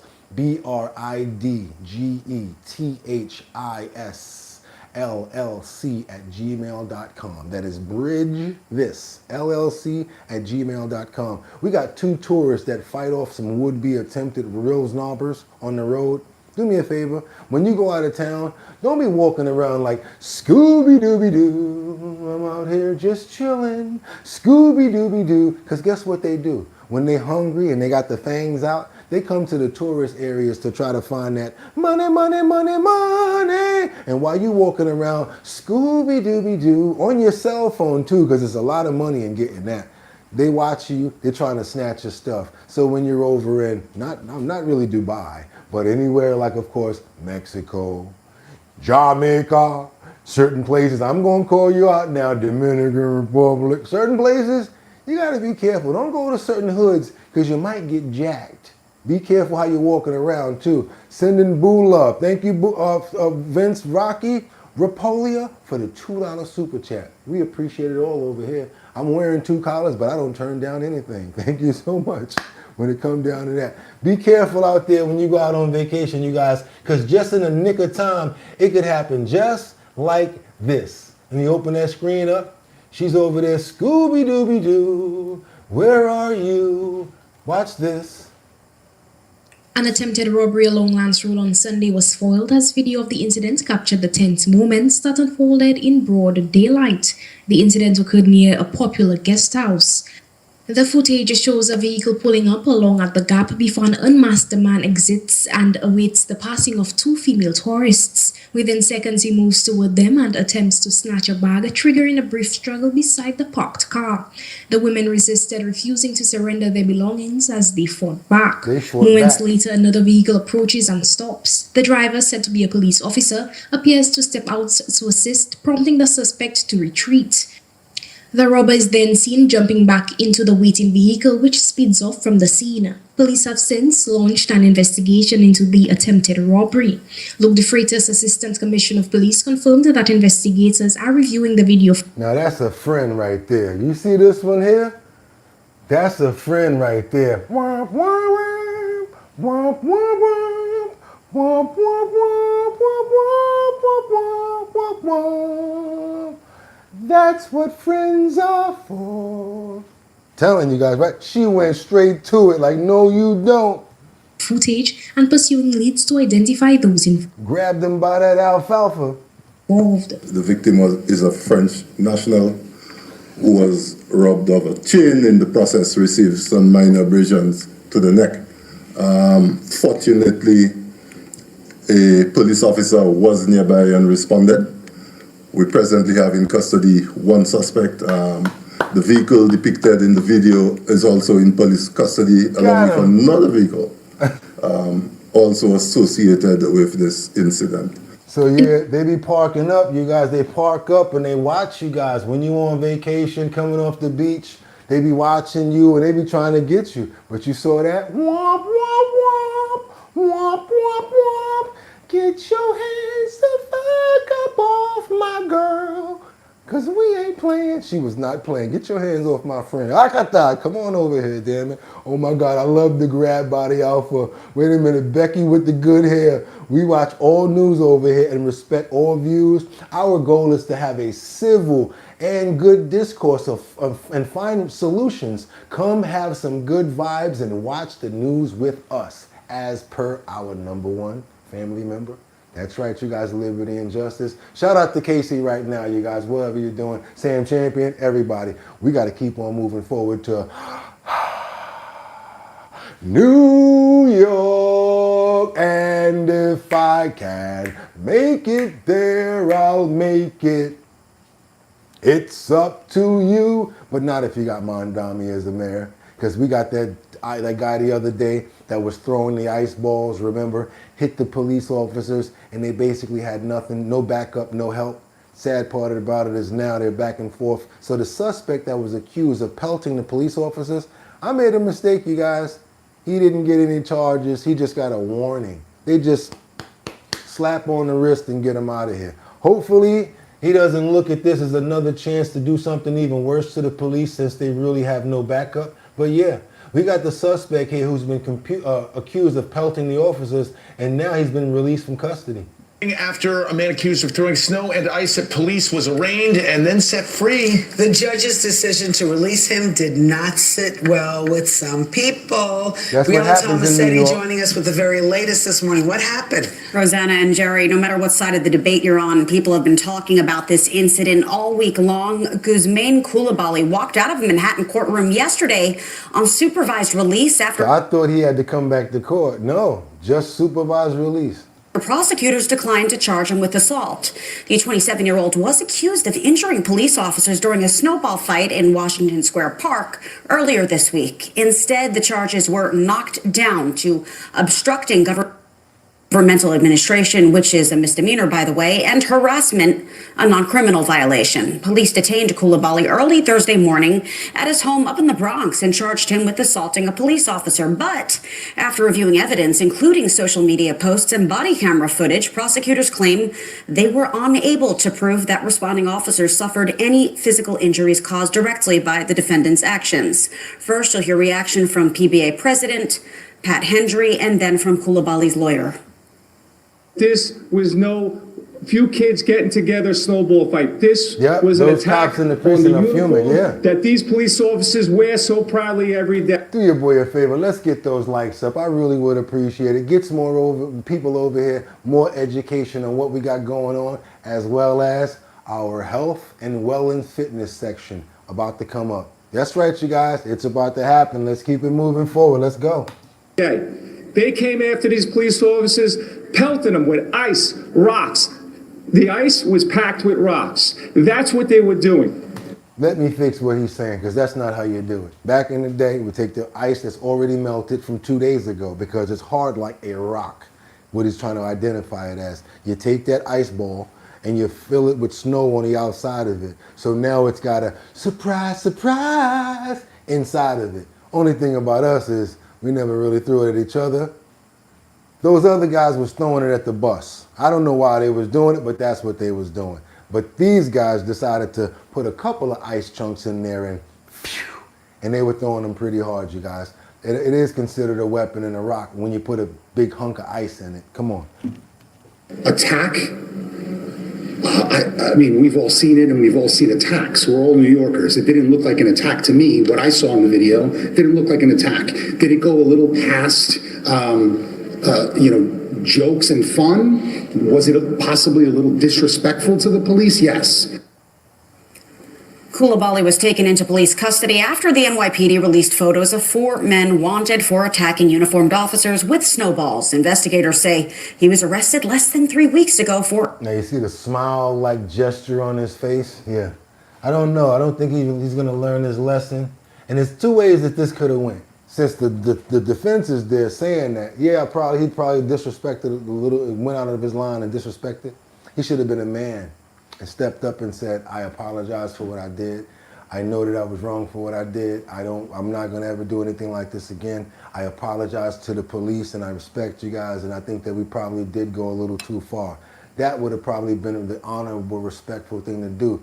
But nah, man, you gotta stay with the hood. You know what I'm saying? Yo, you see me on the news, son? You know what I'm saying? I was out there with my lawyer like, yo, what y'all gonna do? You got me out. You see me sipping on the water. They ain't really care about none of that. You know what I'm saying? Yo, let's go do what we do, fam. You know what I'm saying? Yeah, that's the type of the situation that we gotta deal with. And now when you got the mayor that's just, throwing like okay on it and saying, oh, throw the snow at me or whatever like that, like trying to minimize the situation, you get what you get. And then now you got everybody thinking, it's a free-for-all. We're going to really come at the police now.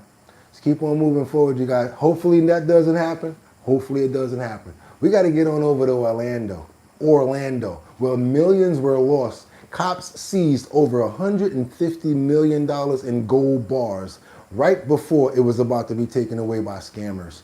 Luckily, they were able to get these gold bars back because where did the money come from? I'm going to show you right now. And if you appreciate the content that we give you every single day on Our Bottom Line with no games, no BS, no trying to steer you in any direction, I really would appreciate it if you can double tap that screen and get the likes up. It gets more people over here to learn about stories like this. Let's see what we got going on here with these gold bars and what they tried to do to get them out of here. $150 million worth of gold bars, y'all. Let's go. Helping at 4, we're learning about a national crime ring bust that involved a jewelry store in Seminole County. Investigators say they've recovered $150 million, $150 million worth of gold belonging to elderly victims around the world. Here's how elderly victims that they were trying to scam, like exactly. How investigators say this scam works. Scammers would call their victims pretending to be federal agents, telling them their money was compromised. The victims were told to convert their life savings into gold bars and they would be picked up for safekeeping. They promised to take it to stores in Texas, Florida, and Georgia, where it would then be melted down and the profits would be laundered. Orlando Gold Refinery in Altamont Springs on 436 and Ronald Reagan Boulevard at the center of this major investigation. Channel 9's Nick Papantonis is live there now. And Nick, deputies don't know much about how much these scammers actually got away with. No, I was told that some victims in this scam lost more than $1 million apiece. 2 people are now in jail in connection with what happened, what deputies say happened here. They're eventually going to be heading to Texas to face prosecutors. They're super fair. That's what I'm saying. I'm like shocked. Charles Peru says he's been a customer of Orlando Gold Refinery for years and has never had any concerns. He and other customers stunned when we told them 2 of its operators were arrested Wednesday. Deputies in Texas sharing photos of the $100 million worth of gold seized there and in a raid in a store in Atlanta.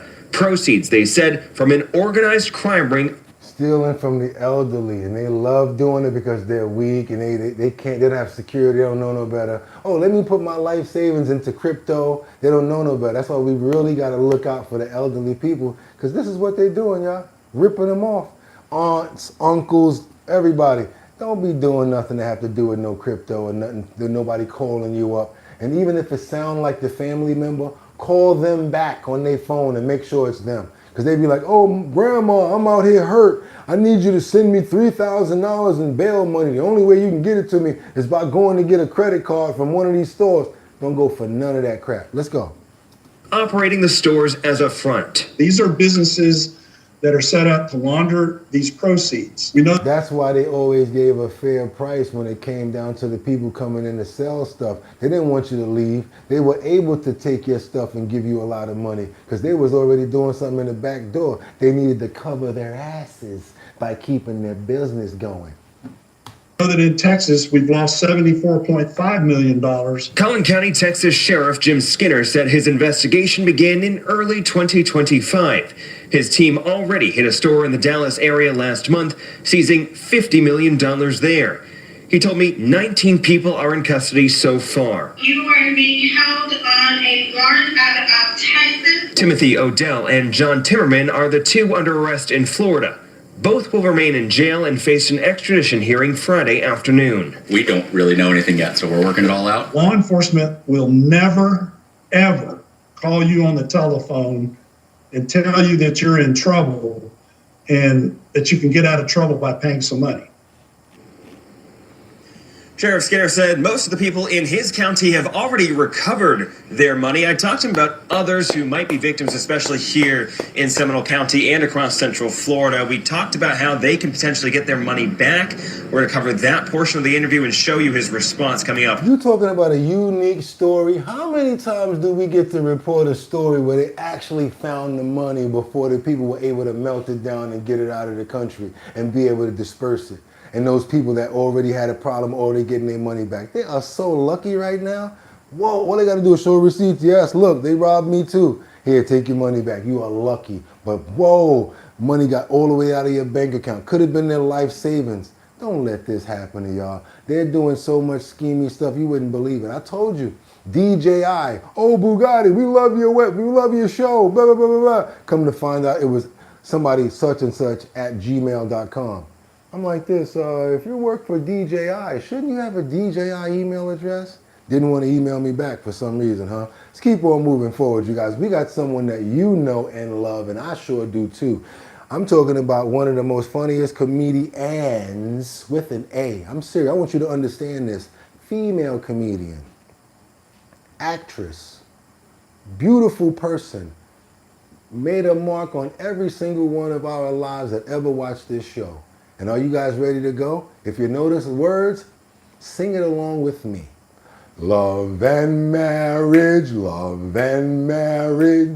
go together like a horse and carriage. This I tell you, brother, you can't have one without the other. Love and marriage, yeah, one of our favorite shows. Ding! Married with Children. That's right, you guys. Christina Applegate, mostly, she's confirmed that she stays in her room now, mostly confined to her bed due to the disease that she's battling right now. Definitely have to pray for Christina Applegate, for all of the love and all of the laughter that you've always shown over the years. And we would just want to say that our prayers are with you and your family at this time. But yes, we will be, amen, amen. We will be showing you respect and we will be showing your story. Because before and after, we want you to know that we've always loved you and we've always supported you. Christina Applegate is sharing a candid update on her health. Years after revealing her multiple sclerosis diagnosis, the Married with Children alum shares how her condition has rendered her bedridden due to chronic pain. But even through Christina's struggles with MS, spending time... I don't mean to cut this off. I'm going to rewind it a little bit. I want to give that some respect right there to Eric Cooley, 38. He says, I had such a crush on her. What you talking about, Willis? We all did. Me too. We all love Kelly Bundy. All of us. Here's how her condition has rendered her bedridden due to chronic pain. But even through Christina's struggles with MS, spending time with her 15-year-old daughter, Sadie, at school drop-off is worth fighting for. Christina tells People magazine in an interview published February 24th, I want to take her. It's my favorite thing to do. It's the only time we have together by ourselves. I tell myself, just get her there safely and get home so you can get back into bed. And that's what I do. Since being diagnosed with the autoimmune disease which impacts the central nervous system, the Dead to Me actress has been candid about how the condition, which she went public with in 2021, has impacted her life. She explained, my life isn't wrapped up with a bow. People's lives, sorry for lack of a better term, so much suck sometimes. So I'm being as honest and raw as I possibly can. I'm just being honest. I hate this so much for her. I know I'm not supposed, but I hate this so much for her. I don't want her to have this. This is terrible. Christina's new memoir, You with the Sad Eyes, is scheduled for release on March 3rd. Oh, we love you, Christina. All the love and the laughter and all of the jokes. And Kelly Bundy, I'm talking about, oh my God. Come on, guys. How many times, how many jokes, especially when her and Bud used to go after each other and they used to just throw each other under the bus. Oh my God, I'm just gonna pray for you. Pray for strength, pray for your family and your daughter as well. And we hope that we can get some sort of situation where your prognosis turns around and gets you some better health and starts to get you better. We want to pray for your wellness and we want to pray for love for you. Amen. Amen. Got to keep on moving forward, you guys. We got to get this one out too. I didn't want to do it, but I got to do it. We have a nearly blind refugee who was found no longer with us in Buffalo. And the patrol dropped him off miles from his home. I had this in the kitty, didn't know when I was going to put it out. I decided it's time to do it. It's time to put it out, you guys. I got to put this out. Got to let you guys see what's going on with this situation. Yeah. There is growing outrage today over the death of a nearly blind father who was dropped off by Border Patrol agents miles away from home and in the cold. Miral Amin Shah Alam was a Burmese refugee. His attorney says he was not only nearly blind, but spoke virtually no English. He had been reported missing by his family and then found dead a few miles away from where he'd been released after a 5-day search. His family says no one ever notified them that he'd been dropped off. I want to bring in the reporter who broke that story, J. Dale Shoemaker of the Investigative Post. Also with us, Eddie Glaude, Princeton University professor and an MS Now political analyst. Dale, I understand the funeral is scheduled for, I guess, less than an hour from now. What can you tell us about the circumstances leading up to his death? Yeah, so a year ago in February, Mr. Shah Alam was out for a walk in his neighborhood. Now, you mentioned that he is nearly blind, and so he was in need of a walking stick. His attorney told me that he was able to make his way down the street to a shop where he purchased a curtain rod. The weather then, this is February in Buffalo in 2025, the weather then turned bad and he got lost in the neighborhood. He ends up wandering into the backyard of a stranger, of a woman's house. Her dog is let loose. He's found in the backyard. I actually, just before I got on this program here, I was watching the police body camera footage from that incident. That shows the officers arriving to the scene, having a confrontation with him, tasering him, beating him, and eventually arresting him. Now, he is taken to the Erie County Holding Center, our local jail, and he is then held there for a year. His attorney told me that he advised the family that bailing him out immediately was not necessarily advisable because ICE had lodged an immigration detainer against him. Had they bailed him out last year, ICE might have taken custody of him on the assault charges that were filed. He got into a struggle with the officers who suffered minor injuries. So he'd rather stay in jail here than get deported by ICE if they bail him out, because that'd be the last thing that they can do to keep him. That could have resulted in him being detained out of state or possibly even deported. So they left him in the holding center where his family could visit him at least. And eventually, earlier this year, the district attorney agreed to plea down the charges. Mr. Shah Alam eventually pled guilty to 1 count of trespassing and 1 count of misdemeanor possession of his curtain rod that he had in his hand. At that point, the sheriff's office calls Border Patrol agents. This is the part that is confusing. People aren't sure why they called Border Patrol, if it was that agency that had the detainer or if it was ICE. Our information leads us to believe that it was ICE who had the detainer, but in any event, the sheriff's office called Border Patrol. Border Patrol picks him up, realizes that ICE is not going to take custody of him, and in a statement, they said that they decided to give him a quote-unquote courtesy ride. That courtesy ride ended at a Tim Hortons in the Riverside Black Rock neighborhood of Buffalo. He was dropped off there shortly after 8 p.m. Last Thursday, and he was left to wander. The attorneys who I've spoken to who represented the man, they say that they were not notified, and then neither was the family. He then wandered the city for several days, and he was found dead downtown near the Buffalo Sabres hockey arena Wednesday evening.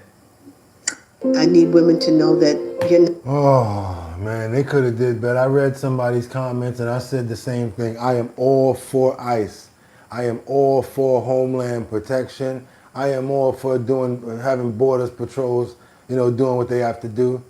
But this is unacceptable. This story is unacceptable. I want to pray for the man who lost his life in this tragic event.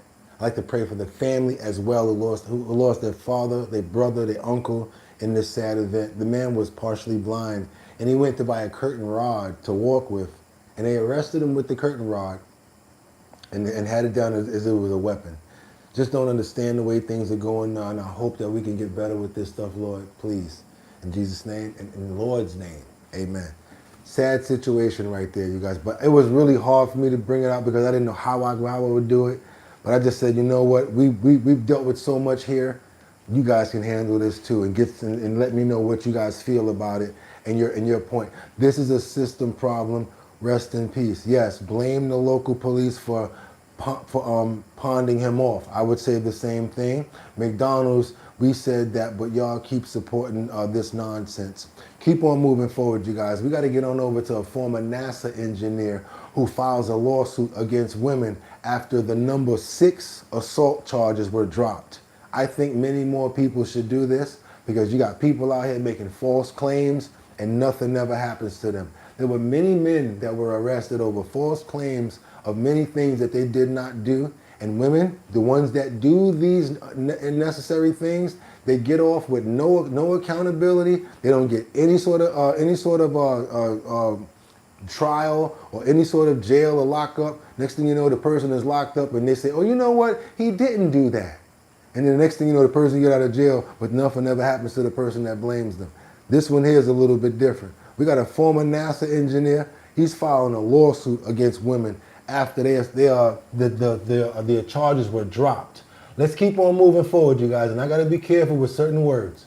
The former NASA engineer whose sexual assault case was dropped days before trial is now suing the city of Houston and the women who accused him. Eric Sims is his name. He claims Houston police falsely arrested him and the women lied to get him prosecuted. He's now seeking damages and a jury trial. KPRC2's Shea Wan-jung broke the story this afternoon. She's at the federal courthouse after digging through the lawsuit.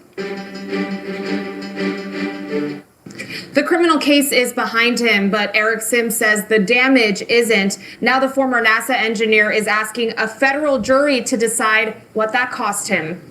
39-year-old Eric Sim, formerly accused of sexually assaulting several women, is now suing Houston police and the women who accused him. KPRC2 obtained a copy of the 57-page lawsuit filed in federal court on Wednesday, claiming police violated his rights and the women conspired and lied to get him prosecuted. Kimberly Lau is the attorney representing Sim. This case represents an egregious miscarriage of justice. Sim was arrested back in February 2024. Authorities said he used dating apps like Hinge, East Meets East, and OkCupid to meet women and pretend he wanted a serious relationship with them before sexually assaulting them. Former Harris County District Attorney Kim Ogg said at the time there could even be more victims overseas. His predatory behavior with the victims in these cases. His case was set to go to trial in February 2025, but just 2 days before trial under the new DA Sean Tier, his charges were dropped.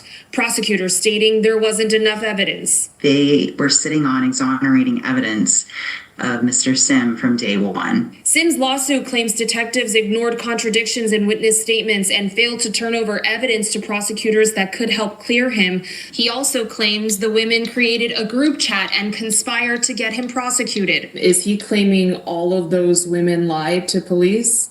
So for those who actually went forward and filed complaints and provided these false statements, yes. Now Sim wants relief for what he describes as damages to his reputation, future career prospects, and emotional distress. In a statement to KPRC2, Sim said in part, quote, "The last few years of my life have been scarred by a Justice Department that was meant to protect me, turned against me."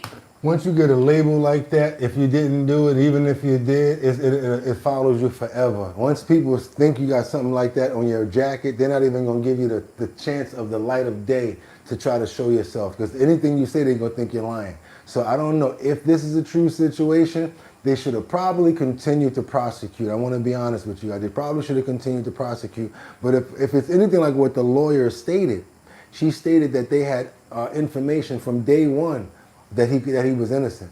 What do you guys think about that? Just keep on moving forward. I think a lot more people need to be held accountable when they do stuff like that. A lot of men have been arrested just for accusations. Just keep on getting over, because I use AI for good, but there's people out there that use AI for different things, like bad.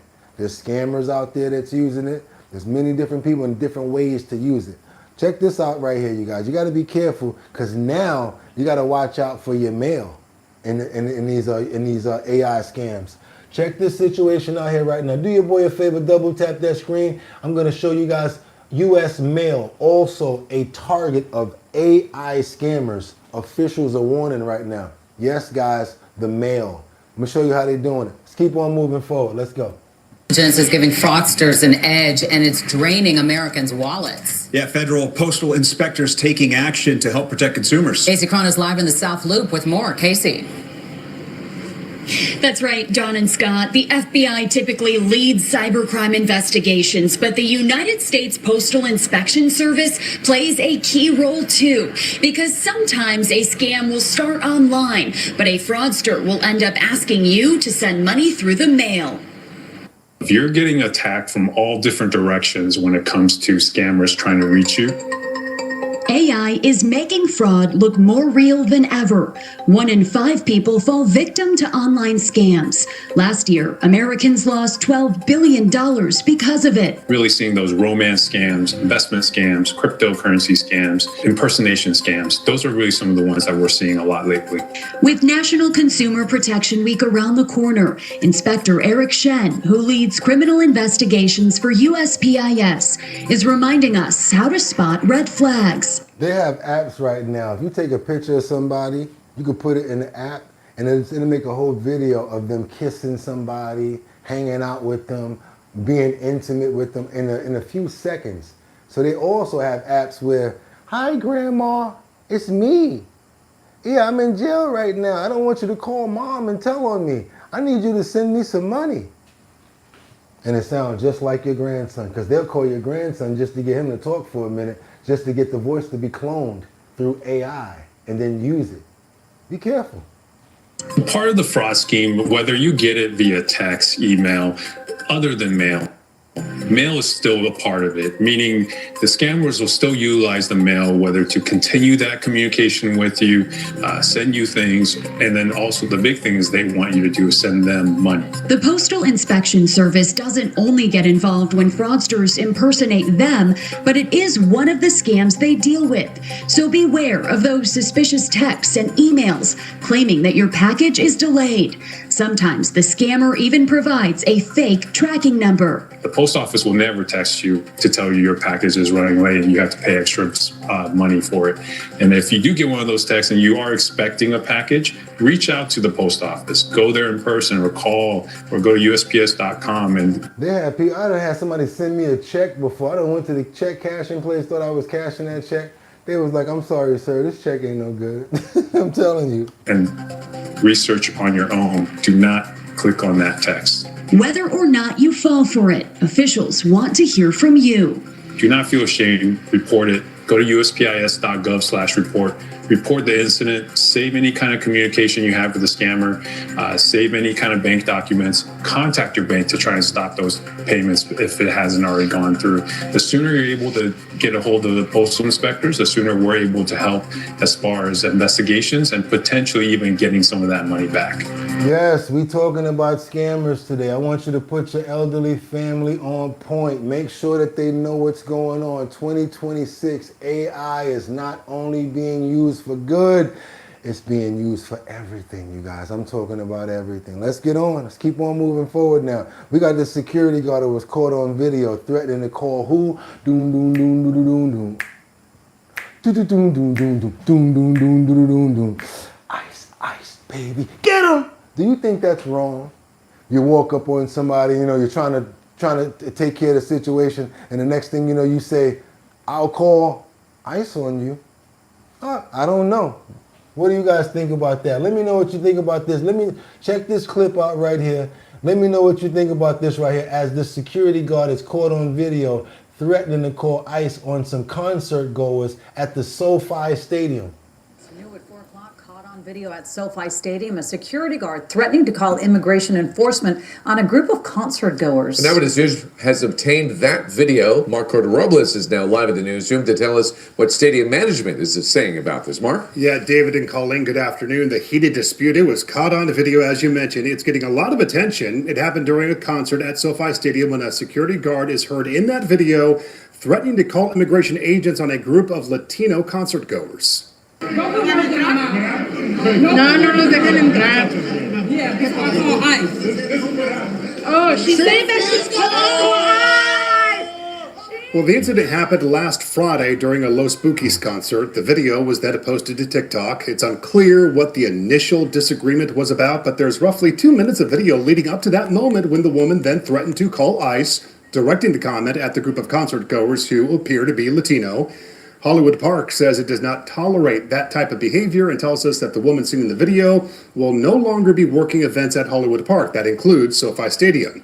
She was, however, a third-party employee, we have learned. We have also reached out to that company, CSC Security, about the incident and the woman's employment. We are waiting to hear back. Jesus. If you're in the news, That's one thing, yo. You say one sentence and you getting canceled, boy. Don't say nothing. You know who would have gotten in trouble back right now if he was a real person? If this was a real person, he would have lost his job down at the docks loading up boxes. Anybody know who I'm talking about? Archie Bunker from All in the Family. If he would have still been alive, he would have definitely got canceled. What do you mean? I can't come to work. Yeah, somebody emailed us and said that you said something on the train on the way home. That's how it is, you guys. You'll get canceled if you say something nowadays. That's right. Let's keep on moving forward, you guys. Now we got to get on over to U.S. brands that you should avoid, possibly staying away from. Yeah, possibly staying away from. You guys are ready for this? I want you to understand right now, this is some real serious situations right here. These are some brands that you should possibly stay away from. Let me see what I got over here for you guys first of all. Let me make sure I got it all lined up in the kitty. I think I actually put it on a different phone because we're gonna get into what? Our health and wellness section right now. And yes, sometimes different things happen, but the good thing about it is I have it on more than one platform and I can show you guys. So let's do it. US brands that you should avoid possibly staying away from. Let's get it, you guys, let's go.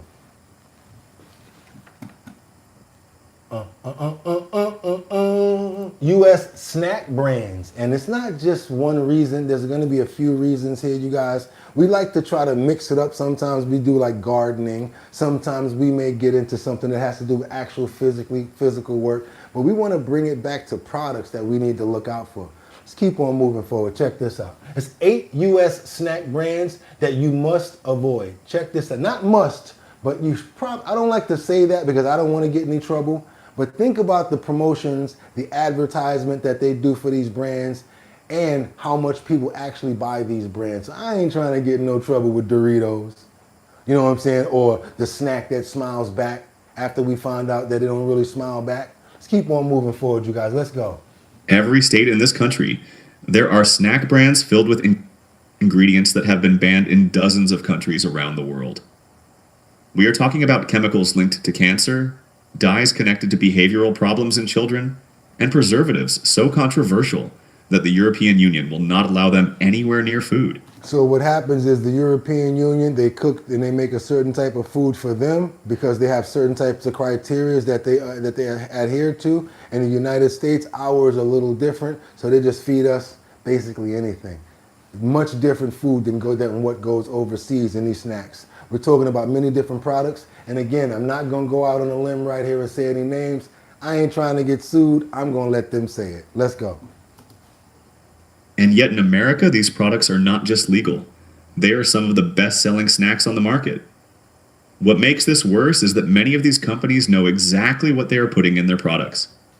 Some of them have already been forced to reformulate their recipes overseas to meet stricter safety standards. They make a cleaner version for Europe and a cheaper chemical-heavy version for you. Same brand, same logo. Completely different ingredients depending on which side of the Atlantic you happen to live on. Today we are counting down 8 snack brands that you need to think twice about before putting in your cart. Every single one of these is made by a billion-dollar corporation. Every claim you are about to hear is backed by lawsuits, government data, or published scientific research. And by the time we reach number 1, you might be doing a full inventory of what is sitting in your kitchen cabinets right now. I started a business to give old clothes a new life, and Chase has supported me from the beginning. Hang on, 5,000 squats after 20 minutes of wearing these? You got me. Let us get into it. Come on, let's go. Snack number 8, Wheat Thins. They were in a $10 million lawsuit because they're supposed to be all wheat. Coming to find out, they're not. What else do they have in there? Yeah, we're going to find out now. Let's go. Wheat Thins have been on American shelves since 1921. Over 100 years, they are made by Mondelez International, one of the largest snack companies on Earth, with annual revenue exceeding $36 billion. And for most of that century, people assumed they were eating a relatively simple, wholesome cracker. The name certainly suggests that. Wheat? Thin? How bad could it be? Well, here's the problem. Wheat Thins contain an ingredient called BHT, which stands for butylated hydroxytoluene. It is a synthetic preservative designed to keep oils from going rancid. The Environmental Working Group lists BHT as a possible human carcinogen. Studies have linked it to endocrine disruption and potential organ toxicity. And it is controversial enough that the European Union... I want you guys to see this. Do you see the way that that man is handling that food, the way it's just pushing back? I wouldn't even ever want to eat nothing like this. They're just showing you the beginning of a goldfish being made and the process. Do you see this? If you saw this before you ate this stuff, you definitely wouldn't buy these products. The United Kingdom and Japan have all either banned or severely restricted its use in food. But there is more. In February of 2025, Mondelez agreed to pay a $10 million settlement after consumers filed a class action lawsuit alleging that the company misled customers with its 100% whole grain branding. The crackers, it turned out, also contained cornstarch, which is a refined grain. Consumers argued they were paying a premium for a health claim that was not accurate. Mondelez denied wrongdoing but agreed to change its labeling. So what you have here is a cracker that contains a preservative banned in most of the developed world, marketed with health claims, that the company itself had to settle a lawsuit over. That is a combination worth knowing about. Snack number 7, Slim Jims. If you have ever grabbed... Snap into a Slim Jim! Oh, macho madness! Anybody eat Slim Jims out there? How many guys like the Slim Jim when you run inside the gas station, you grab one, beef jerky or anything like that? You might think secondly about eating that anytime again after you see the process and what it can actually do to you.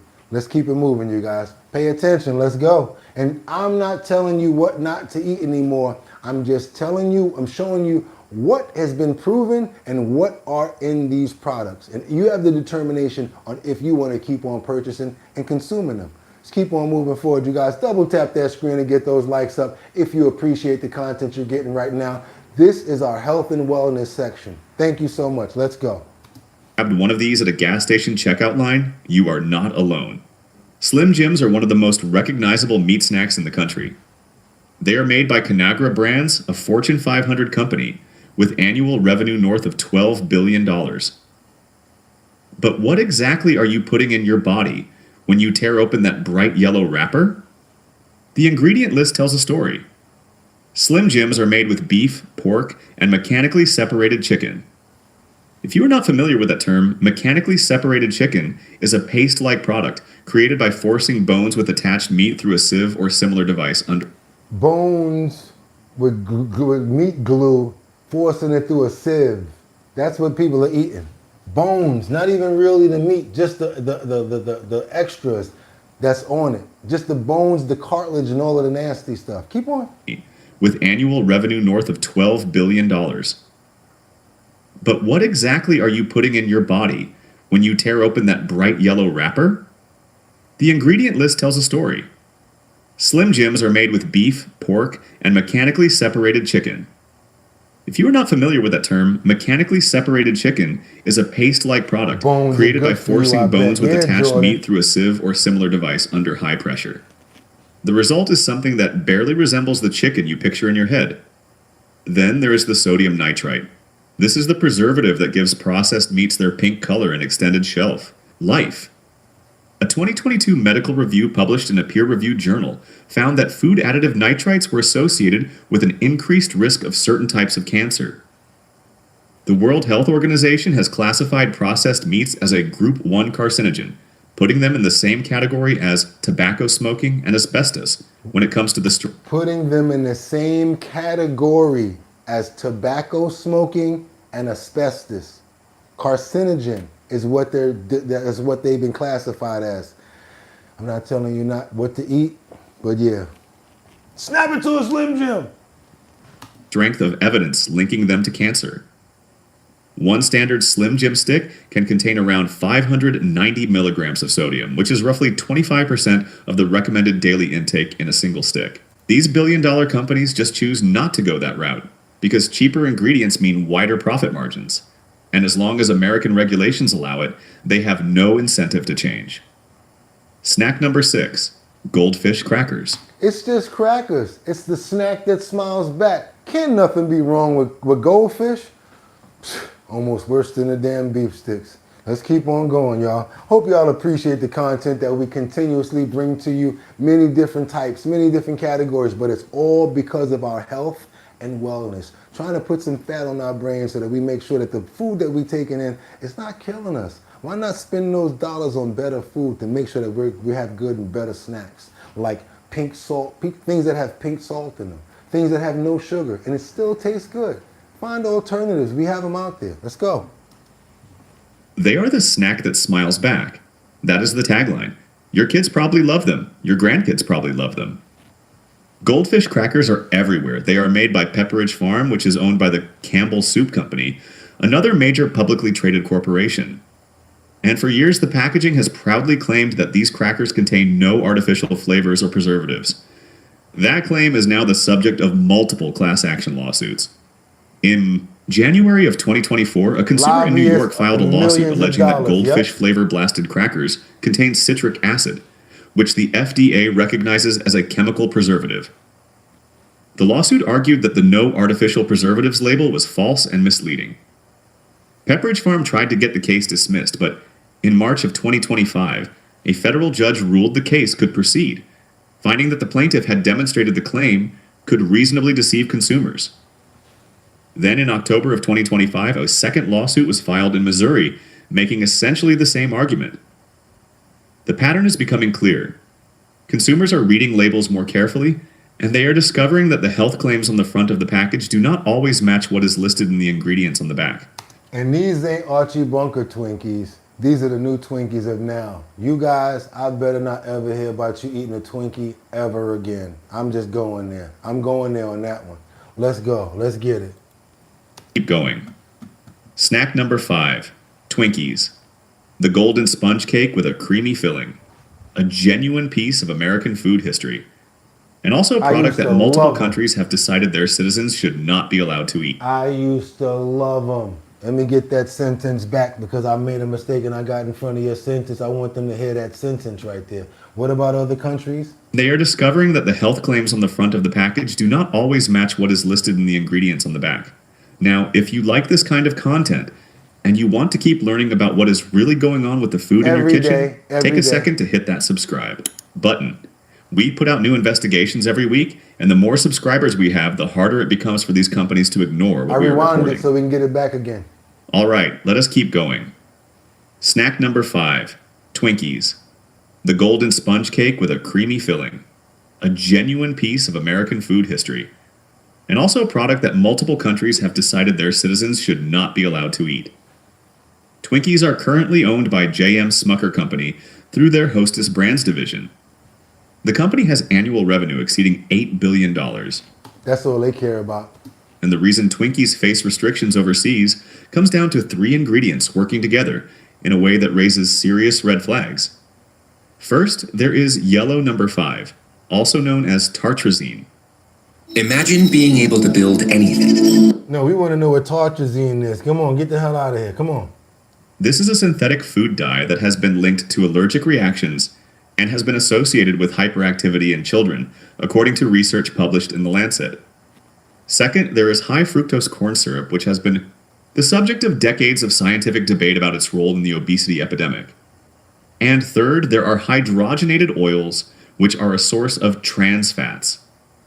Trans fats have been so thoroughly linked to heart disease that the FDA itself moved to eliminate them from the food supply. They put so much trans fats and stuff that we don't pay attention. And you don't eat one Twinkie. So what? They come in a little 1-pack. You don't eat one. Stop playing. You eat 3. Yeah, just like that. Come on now. You know you do because they too damn little. But what they putting in them is not even what they used to have. Remember when Twinkies were safe to eat? And you know what I'm saying? The 80s, 90s. Nowadays, nah. See? I know what I'm talking about. I know what I'm talking about. 2, 3 of them at a time. Several European countries will not allow Twinkies on their shelves because of this combination. The preservative load is significant enough that one famous experiment claimed a Twinkie could last for years without decomposing, though the company has disputed the more extreme versions of that story. Meanwhile, Hostess quietly reduced Twinkies' portions through shrinkflation while keeping prices the same or higher. Shrinkflation. Same thing that they're doing with the potato chips, guys. What they do with the potato chips. You got the trial size bag of potato chips now like this. The ones that used to come in a mixed bag, they used to have for parties for little kids. Now that is the 50-cent bag of potato chips. There is no longer a dollar bag of potato chips or 99 cents. They are now this big and then a regular size of a 50-cent bag, and they cost damn near $3.50. And they get mad at me because I'm complaining. It's the same damn potato. It's the same graphics on the bag. I do marketing and branding all the time. I know what you guys are doing. You're price gouging. And you're giving us garbage. You're not even feeding us good stuff. How about if you charge so much, give us a good product. And it ain't nothing but a damn potato with some seasoning on it, no matter how you cut it. Let's keep on moving forward, you guys. And I would really appreciate it if you give me all the damn money in your pockets. And I'm just kidding right now. But I would like to get more people over here. And you want to know why and how, all you got to do is hit that like button. If you hit the like button, YouTube sends up a signal and more people come over here to learn about things like this. And we can save some people from things that they don't know and from the foods that they should not be eating. Or let them choose the same way we're letting you guys choose now. Do me that favor, let's double tap that screen and get those likes up. I really would like to send out the 3 keychains and the 3 decals if we get over 500. Let's keep on moving forward. You are getting less product. And next up is one of your favorites. I'm going there. Oreo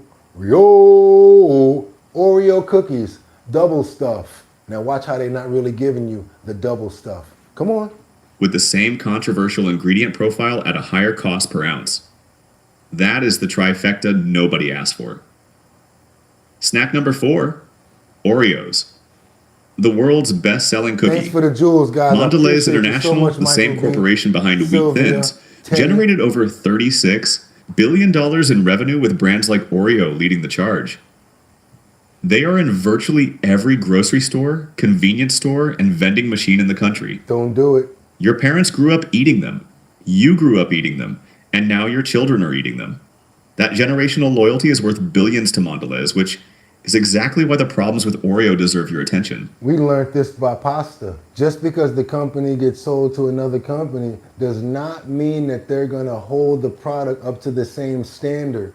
Some people just want to get more sales and get their money back and just flip the script. And if they got a bunch of investors, no one really cares about the product. Let's keep moving. In August of 2024, a class action lawsuit challenged Mondelez's Cocoa Life sustainability program. Thank you for the gift. The suit alleged that products bearing the Cocoa Life logo, which claims 100% sustainably sourced cocoa, were misleading consumers. Thank you, Michael B. Yeah, exactly. The allegations pointed to ongoing documentation of child labor and environmental degradation. So yeah, all this cocoa and stuff, these fools is getting their cocoa beans from where? Where they having child labor situations at? Come on now. And you're charging us premium for these cookies? On West African cocoa farms supplying Mondelez. Consumers argued they were paying a premium for ethical sourcing that was not actually happening. Then there is the shrinkflation. Consumer tracking has documented that Oreo packages have been reduced by 10 to 15% with no corresponding reduction in price. Right. Online communities are filled with consumers noting that even the double stuff variety seems to contain less filling than it once did. And Hostess is doing the same thing because it's the same company. Independent. Stop playing, you guys. I'm going to stop right here. When it was okay to eat them, I'm going there. Susie Q's. I want to know how many people used to eat them, and I know we wasn't supposed to. I know we wasn't supposed to. You know it too, but you ate them. So yeah, go ahead and tell on yourself. I want you to do it right now. Put your thumb up if you ever had a Susie Q. In the 80s or the 90s, a Susie Q. I know I'm not. I never had. I'm thinking. Thank you for standing up. Thank you so much. What to do? These companies feed their children 60 more likes and free keychains. Yeah, baby. I'm in the 70s. No telling. Fire. Glad you explained this.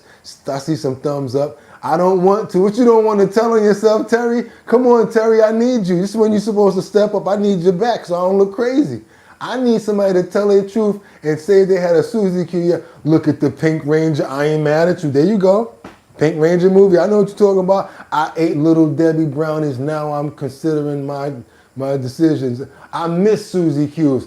Them joints used to be so damn big.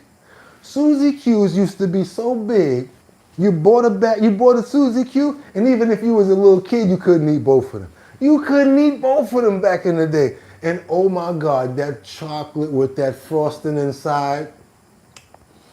Why am I doing this to myself right now? Y'all know Star Crunch. I remember that name. Oatmeal pies, Rice Krispies treats. Yeah, no, I'm talking about the Suzy Q's right now.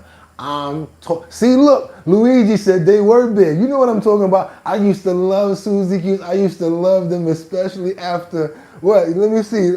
Sounds after school probably, right? Come on now, y'all know what I'm talking about. What about the Hostess cakes and the snowballs? I used to, yeah, exactly. Man, or the Star Crunch, come on, y'all already know, but that's a different brand right there. Let's keep on going though. Comparisons have shown family-size packages dropping in total weight while shelf prices remained the same or increased. A Suzy Q right now probably costs about $1, maybe $2.25 for Suzy Q that's this big. The Suzy Q's that they give us now is damn near the size of one of them that they used to give us back in the day. And the vanilla frosting inside used to be so crazy. Y'all know y'all used to do this. And lick the vanilla frosting off the side, and then y'all bite the edge, and then you lick the top, and then you bite it. Oh my God, Suzy Q's, and the days that I could eat them. Woo, I remember those days. Oreos are named specifically in the December 2024 mega lawsuit, accusing 11 major food companies of designing ultra-processed foods to be addictive. The suit, which has been compared to the legal strategy used against big tobacco, alleges that companies like Mondelez systematically engineer their products to trigger cravings and encourage overconsumption. Yes, and another one that you never would think, yes. Your job is going to disappear. Cheetos, you guys. That's right. Chester Cheetah, Cheetos. Cheetos, another Frito-Lay product, another PepsiCo brand. Cheetos generated more than $4 billion in annual sales as of recent estimates, making them one of the most profitable snack brands on the planet. And the ingredient list reads like something you would find in a chemistry textbook. Oh my God. Consumer advocacy groups have flagged Cheetos for containing TBHQ, which is tert-butyl hydroquinone. This is a synthetic preservative that has been identified as potentially toxic by consumer health organizations. No, you heard what he said, toxic, Cheetos. We can't be eating this stuff and letting our kids eat this crap. After I watch this and I see kids like crunch, crunch, crunch, crunch, I'll be like, no, yeah. I'll be like, no, not the kids, not the Cheetos. The kids love them. Consumer advocacy groups have flagged Cheetos for containing TBHQ, which is tert-butyl hydroquinone. This is a synthetic preservative that has been identified as potentially toxic by consumer health organizations. Cheetos also contain monosodium glutamate and multiple artificial dyes, including yellow 6 and red 40, both of which require warning labels in the European Union. Both of which require warning labels in the European Union. But over here, it's just on a label. Red dot, red 40. Y'all already know what that's doing. Yeah. Making kids have all types of brain disorders and stuff like that. We got to really be careful about what we're feeding these kids. Notice how in the UK they get a different batch than they send us? What's up with that? Stating they may cause adverse effects on activity and attention in children. The international backlash has been real. Mexican consumer advocacy group El Poder del Consumidor conducted an analysis of Cheetos products and found that the majority of the 43 listed ingredients were additives. They flagged TBHQ specifically and called it toxic, while also raising concerns about the product's high salt levels. Shrinkflation has hit Cheetos hard. According to a lending tree analysis using archived Walmart pricing data, party-sized Cheetos shrank from 17.5 ounces to 15 ounces, while the per ounce price rose from 17 cents to 40 cents. Who do you guys think number one is? What brand are you thinking is the number one brand that's going to be on this list? Every Super Bowl, every time you look around, this brand is being promoted. This style of chip is being promoted. What brand do you think? And boy, oh boy, have we all eaten so many of these. That is more than double the cost per chip with no improvement in what is actually inside the bag. PepsiCo's own earnings reports revealed that snack volumes declined by 1.5% as consumers began rejecting these pricing strategies. The company has since experimented with temporary bonus bags containing 20% more product, essentially admitting the shrinkflation had gone too far. Corn snack in the United States. Arsenal. The top-selling fried corn snack in the United States. A brand so massive it gets its own Super Bowl commercials every year. And according to a report from Senator Bob Casey's office, the cost of Doritos rose 26.4% since 2019, with shrinking portions accounting for nearly 10% of that increase. Doritos contain a long list of ingredients that have drawn scrutiny from health professionals. Multiple artificial dyes, including Yellow 5, Yellow 6, and Red 40, are present in many Doritos flavors. These are the same dyes that are banned or require warning labels across Europe, because research has linked them to behavioral problems in children and potential carcinogenic compounds. So your kids eat the Doritos, then they want a bag of Pringles, and then they go get a box of potato chips, a box of cereal that has the same corn syrup or whatever, monosodium glutamate in it, and then they want some juice, and it's got the cornstarch in it, right? And then it's like tearing up their innards. They have such not a defense right now with all of these different things that are going into them. We gotta cut out the processed foods, you guys. We have no choice. Please, we gotta pay attention to what's going on. No, you're not effed.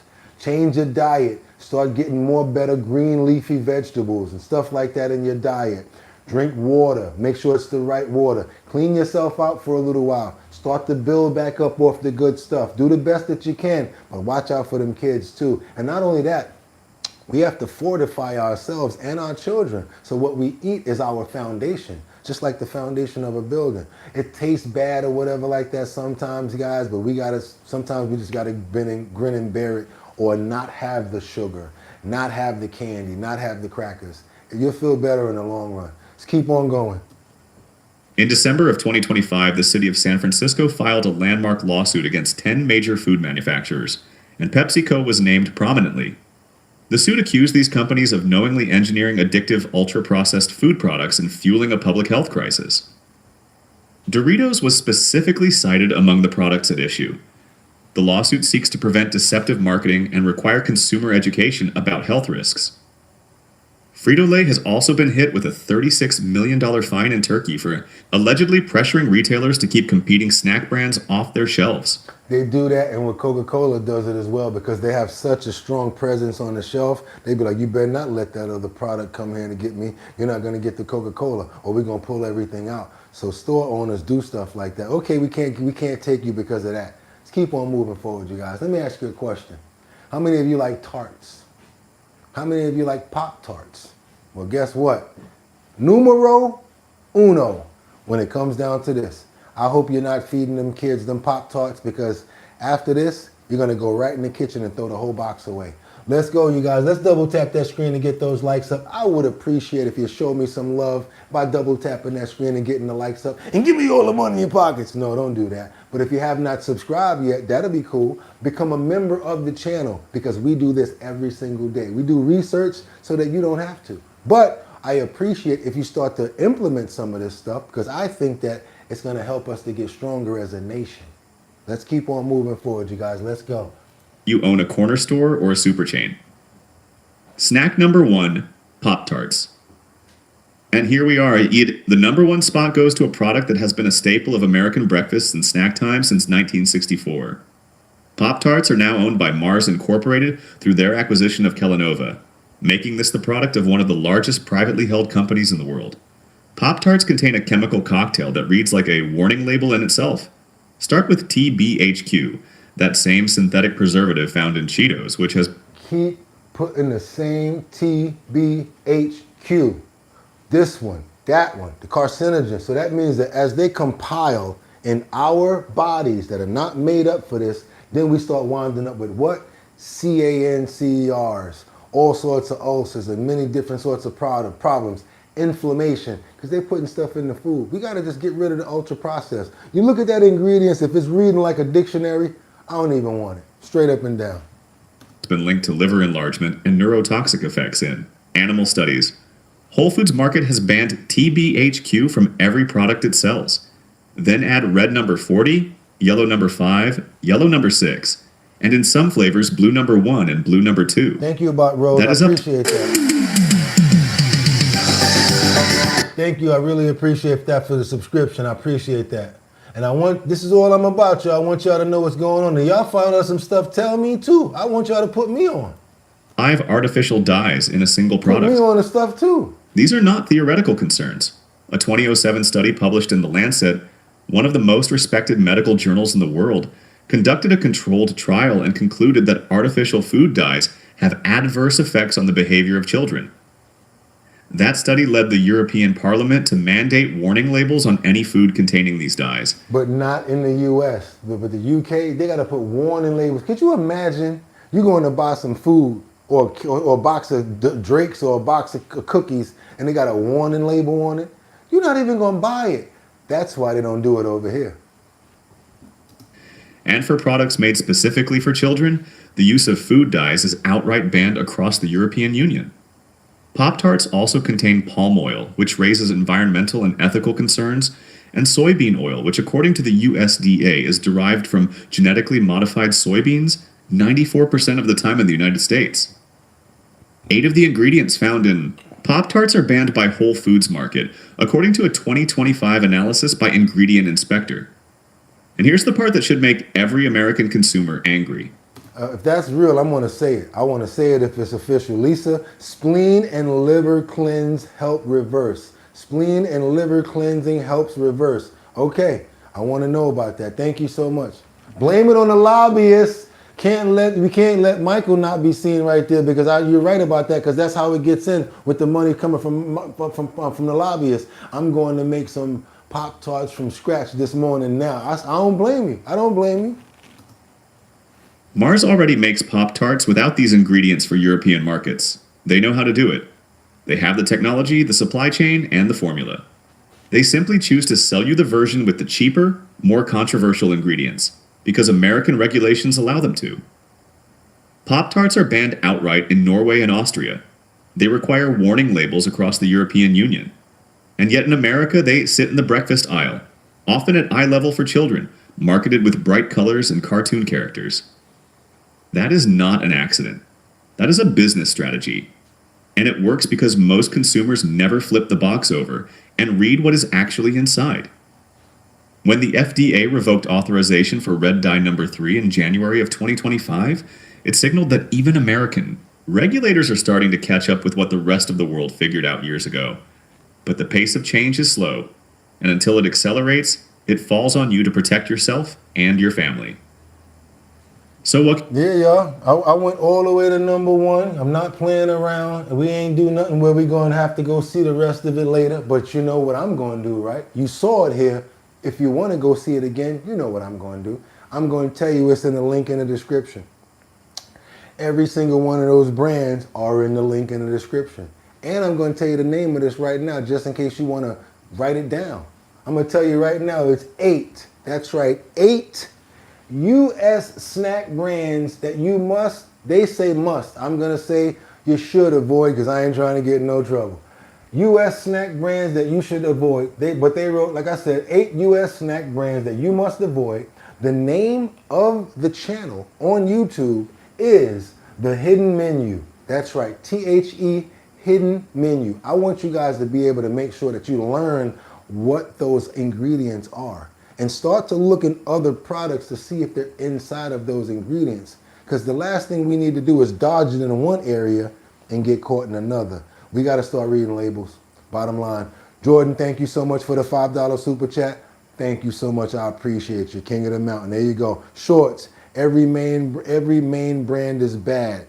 Angels, thank you. Thank you, Jordan. That's right. Show Jordan some love. That's right. Amen, brother. Speak the truth. You know what? And again, if you guys find some information for me, you think I ain't going to take it? I'm not going to be over here like, no, I'm going to inspect it and make sure it's official, but I'm definitely going to look into it. So send me those emails. I'm taking information when it comes down to health and wellness. You can send them right over to bridgethisllc@gmail.com. If I see the video and I like it, I'm putting it right up. You guys can go find stuff like this. And there's a lot of people here that know how to garden.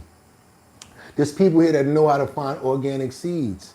There's people here that know so much because our community is ridiculous. We don't really need nobody.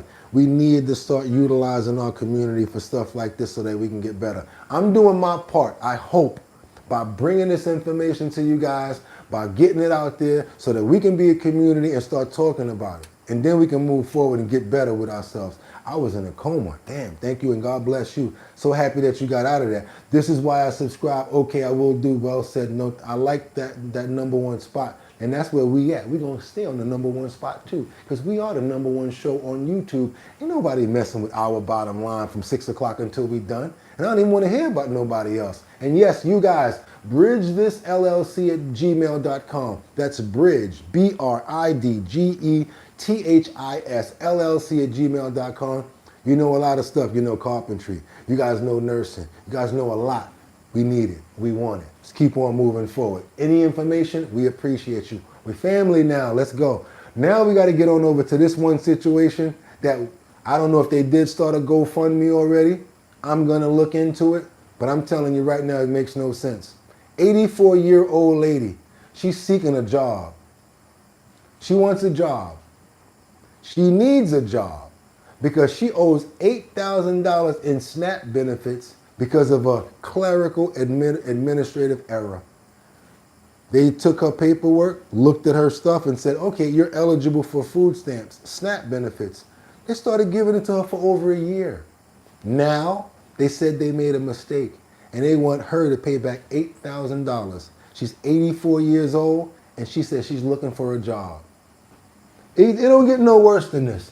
I don't know how to say it, especially when we got all those ladies coming through the train with the candy.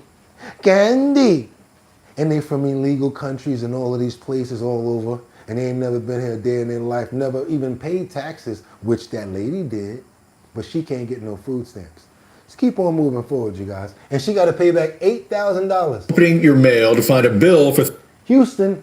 Y'all got some explaining to do. Also, imagining opening your mail to find a bill for thousands of dollars from the government. That's the reality for a local senior who just learned she was overpaid in food benefits. Now Texas wants that money back. It investigates. Micah Hatfield explains it's a bill she simply can't afford to pay. Jerry King says if she had any idea she might end up responsible to repay the money she was given for food stamps, she never would have accepted it in the first place. Next month, Jerry King will turn 85 years old. But before she can blow out her candles, she says she'll have to brush up her resume. And hopefully they'll be hiring old ladies at that point. To no fault of her own, King now owes the state thousands of dollars. And we aren't just taking her word for it. The Department of Health and Human Services admitted it in writing. We have made an error. Back in 2021, the state told King she qualified for SNAP benefits, also known as food stamps. For 3.5 years, she received between $112 and $348 a month, according to her. Oh, she got so much money. Let me ask you guys, what the hell are you going to do with $112 or $300? Matter of fact, what you going to do with $175? What you going to buy right now in this economy? What would you be able to get? Think about it. And imagine what she had to do to stretch to just make that little bit of money last. Her SNAP monthly accounting statement. As a widow living alone on her Social Security check of about $1,300 a month, she says it was a great help. But they got illegal criminals out here. They got $14,000 on their SNAP benefit cards. Big difference, it sure did. I didn't have to worry. I knew that I had enough to sustain me. The worry started last year when the benefits just stopped. Then a few months later, the Y arrived in the mail. The state says it realized she actually never qualified for the benefits in the first place. Quote, the agency failed to input the correct resource amount, causing the household to receive SNAP benefits they were not eligible for. I began to tell other people about it. Have you ever heard of such a thing? And they just looked at me like I'd lost my mind. The state's mistake came with I gotta say, you guys' comments. That buys about a week and a half of groceries. That's a smart ass comment. I gotta say it. For 3 adults and a child. Exactly, we seen it. We would ask for things and mom used to say we don't have it. I bet she wasn't even buying junk food. 2008 recession, my unemployment, not COVID. For a poor lady, my mom-in-law has nothing, only gets $37. almost at 500. What it's going to be, let me know. I hope a lawyer helps her out, especially them stating that it was their fault. There you go, exactly, James. Handful of fresh food until they wash it in half because it's the food dye. And I can't read the rest of it. I'm so sorry, but I'm trying, you guys. Let's keep on moving forward. A massive bill for King, nearly $9,000. Then I realized, no, they really want their money back. Good luck. But here's the catch. The government isn't just picking on King. Federal law requires states to claw back overpayments, even when the state is the one that messed up. It's a fine print reality most applicants won't see. There's not really anything in the application that will warn them that there's the potential for the agency to make an error that would result in the overpayment like that. Those errors do happen. In Texas, the error rate in 2024 was 8%. The majority is for overpayments, but the number also includes underpayments. So because they made a mistake, now they got to get it down to 6%. They coming after people like that they made a mistake of. Come on, you guys. We need people to know about what's going on out there. Let's get those likes up. We're trying to get 500 or better. While that's better than the national average, which is almost 11%, it's not low enough for the federal government. Under the One Big Beautiful Bill signed last year, states have until 2027 to drop that error rate to 6%, or the state will have to pay up. HHS told 13 Investigates in a statement that to lower the state's error rate, they're implementing targeted case reviews, enhanced staff training, and clearer policy guidance to prevent errors before they happen. That's a future fix that wouldn't help King now. When you make a mistake, you have to rectify it in some way. You know, you don't just palm it off on somebody else and say, oh, I made a mistake, here, you fix it. King now has no choice but to pay the money back. She got this letter from the U.S. Treasury notifying her that they'll be garnishing up to 15% from her Social Security benefits. So they taking money out of her Social Security benefits until the money's paid back. She's already living on a fixed income and don't have no money. Every month, which is about $200. Now, there's uncertainty for King heading into her 85th year. She wonders how she'll afford to eat. For a woman who spent her life working, the help she received has become a debt she'll be paying until she's almost 90. I wouldn't take a quarter from the government if they begged me to at this point, or for any reason, for any kind of help. King had a hearing last week to appeal the decision. She tells us that HHSC told her the decision stands and she still owes the money. Legal experts say if you see your benefits fluctuating from one month to the next, you should reach out to figure out what's going on. Unfortunately for King, it went on for 3.5 years in her case before it was ever caught. Micah Hatfield, ABC 13 Eyewitness News. Lady about to be 85 years old, and she talking about she looking for a job. And they got the nerve to be trying to get that money back from that lady. I mean, you talking about low.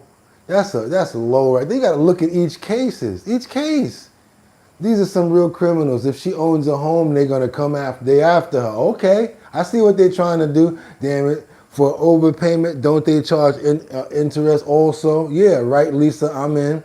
This is so sad, but God bless her. She still shows a smile. I hope they start a GoFundMe for her. I'm going to be looking for it. And if they do, we got to look out for her, all of us. Whatever we can do, we're going to try to look out. Now, we done sent some money to that rescue already this month, so they done got their dough. We got a little bit more left. We can probably help out with some other people moving forward. But we want to spend $35 for Nova's dog tags because Nova needs more money right now for ongoing rehabilitation surgery. So Lynn has created a $35 dog tag to show that you're respecting, to show that you're supporting Nova. And we're definitely going to be doing that as well. We're going to grab a few of those dog tags because you know Nova's our family over here. We don't play around when it comes down to the fam. Let's keep it moving, you guys. I would appreciate it because it helps us out a lot. Don't think that I ask for any reason. We're trying to keep our numbers up. We want people to know who we are. We are #1 at Our Bottom Line, and we do this every single day. That's right, you guys. It's Saturday. That don't mean that we ain't going to keep on doing what we got to do. And tomorrow is Purple Sunday. We'll be right back. And today, I'm not the only one that's going to be serenading with song. Sometimes I like to just break in the song because it just makes you feel good. Well, check this out. I'm not the only one. We got a mailman that goes viral after singing for a woman who lost her husband. He used to walk to work.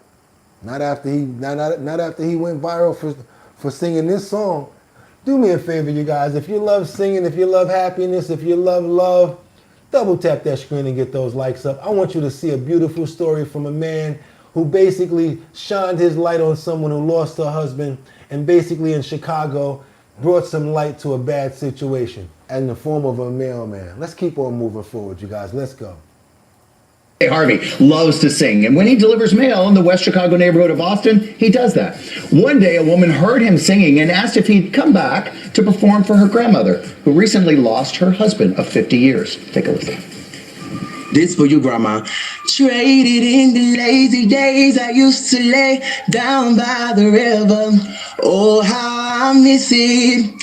Out here smiling like this is the life of deep. Think how beautiful that is for you to see that when you are so boldly singing Mississippi by former American Idol winner Jamal Roberts. Levante telling us at GMA, singing isn't just music, it's ministry to him. It's about using his authenticity to share hope and joy. Well, now we understand that you guys might see something else that's in that story, but we ain't going there right now. We giving love to the grandma. Don't do the other thing that we know is pretty obvious that we understand with the BRC. We understand. Let's look at the love in the story and see what comes out of it, all right? Because grandma needed some love at that time, and I'm sure she was happy to be serenaded, all right? Let's keep on. That's right. Y'all know what I mean. BRC, BWC, but no.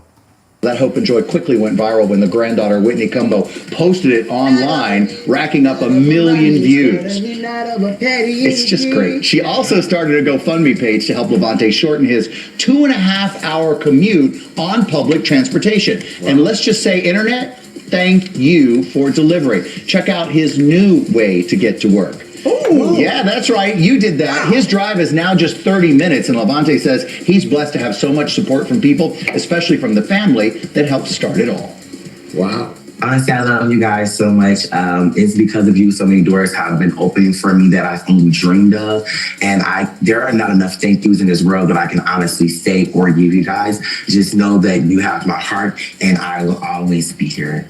That's awesome. Oh, that ride could get him here to GMA for the summer concert series. Levante says he's now in regular. Hold on a minute. I need some rent paid. And if I can make it there, I'll make it bum bum. Anywhere, it's up to you, New York.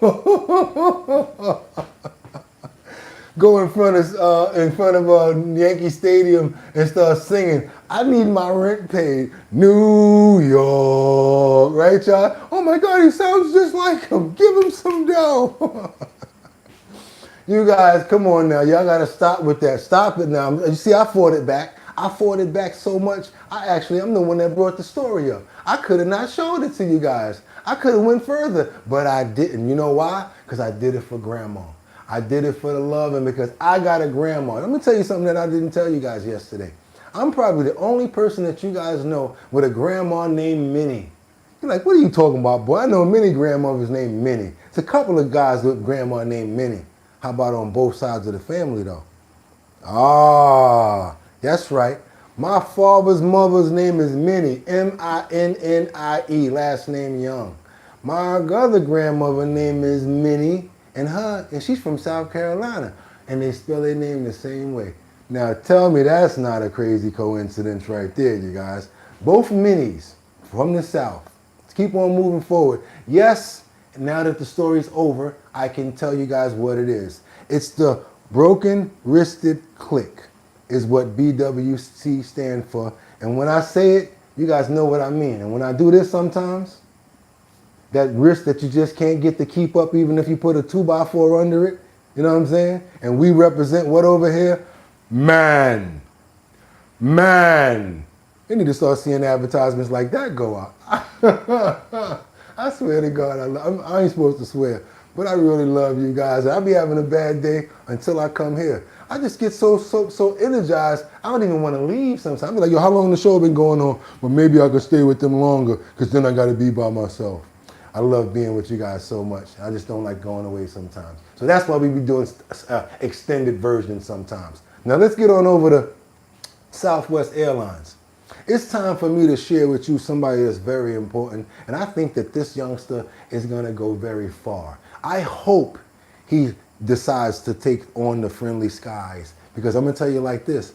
I would trust any one of my family members to fly with him, especially once he passes and gets out of school, because right now, I think he's a little too young for that. We're going to get on over to Southwest Airlines, where we got a 5-year-old Colorado kid who found an error in Southwest Airlines training manual. And when I tell you that this young man can speak well, he can speak very well. Do me a favor and double tap that screen to get those likes up. There is nowhere in the world we're supposed to be under 500 likes right now. We got to get these stories out. Come on, y'all. A 5-year-old in Colorado has always been fascinated by how things work, especially airplanes, and his mom says that curiosity showed up almost from the moment he was born. Wow, now a discovery he recently made has caught the attention of officials at Southwest Airlines. Byron Reed has the story. They're on the tips of the wings. Traveling by plane takes you on a journey. Because they get you from place to place a lot faster than a car does. For 5-year-old William Hines, I love flying. it's a mode of transportation that hits home. I don't have to walk 7,000 miles. William is a pre-kindergarten student at Campbell Early Learning Center with a passion for flight. That shows them how many degrees the engine is. He's very mechanically inclined. He said that shows you how many degrees the engine is. Pay attention, please. I need y'all to pay attention. So I suppose it was a natural progression to want to know about more fast. Do me a favor, double tap that screen to get this beautiful story out to more people. We need inspiration. Come on, show the kids this. Eating things. Amber Hines is William's mom. She says his passion took off thanks to a connection with the Southwest Airlines pilot who brought William a company training manual. And sat with him for 2 hours going over the charts and just talking shop with him. But William noticed something was a little off. I discovered that 2 training monitors did not match. They did not match at all. That is closer up and that's farther up. I had no idea that one of our friends had started a job with Southwest Airlines, but she said, "Can I pass these along to my manager?" And I said, "No, sure, that's fine." That's when the CEO of the airlines found out, then invited William and his family to Dallas for a VIP tour. So you got a 5-year-old that found a flaw in your training manual. So the boss said, we got to get this kid in here. We got to get this little boy in here to see what he's about. These along to my manager. And I said, "No, sure, that's fine." That's when the CEO of the airlines found out, then invited William and his family to Dallas for a VIP tour. So we went down to headquarters. It was amazing. Everyone there was very, very welcoming. And we definitely had the tour of a lifetime. I got to go in a simulator, and the simulator pilot was Chris, showing how close. It's an experience this family will always remember. That heats up the cockpit. Because of William's attention to detail that might land him in a career he already loves. Then I can support people to a place. For next, like 140 people. I'm Byron Reed. I don't know. Come on now. What's that about? What you doing? What? Come on now. We don't play stuff like that after the kids. Do your boy a favor. Double tap that screen to get those likes. So we got to show love for the little tyke, Byron, for the information, and we want to show so much love. I love showing kids like that. We showed another one yesterday that got into another school and another program. Today, we showed a future flight, maybe a pilot. I'm telling you guys, I'll fly on him if I'm around by that time he get old enough. I'm going to tell you like that. And I think many people are going to be very safe, happy to be around him. Yeah, some type of crazy happy pads or whatever like that. That's what that was. His speech is way above average, adorable. That's right, you guys. Happy pads, whatever that was. Emmanuel, what? Huh? We had a rule in my house to never talk shop. Home/what a mistake. We watch all news and listen to all views. All political parties are welcome here. And you heard that from Liberty and Justice. Amen, brother. He is wonderful. That's right. That's a genius 5-year-old, and they better protect that child. They're trying to get William, that government-funded, gifted, and talented program, end up like that and show show Fringe. That's right. H-A, ha, ha, brother, you're wonderful. Thank you so much. Let's keep on moving forward, you guys. Look at him now, thriving as he plays with energy at his newfound family. I love stories like this, you guys. Let's keep on moving forward. Anytime it comes to animals being saved, or anytime it comes down to somebody actually making it out of strife, I love it. Anybody remember this little guy here?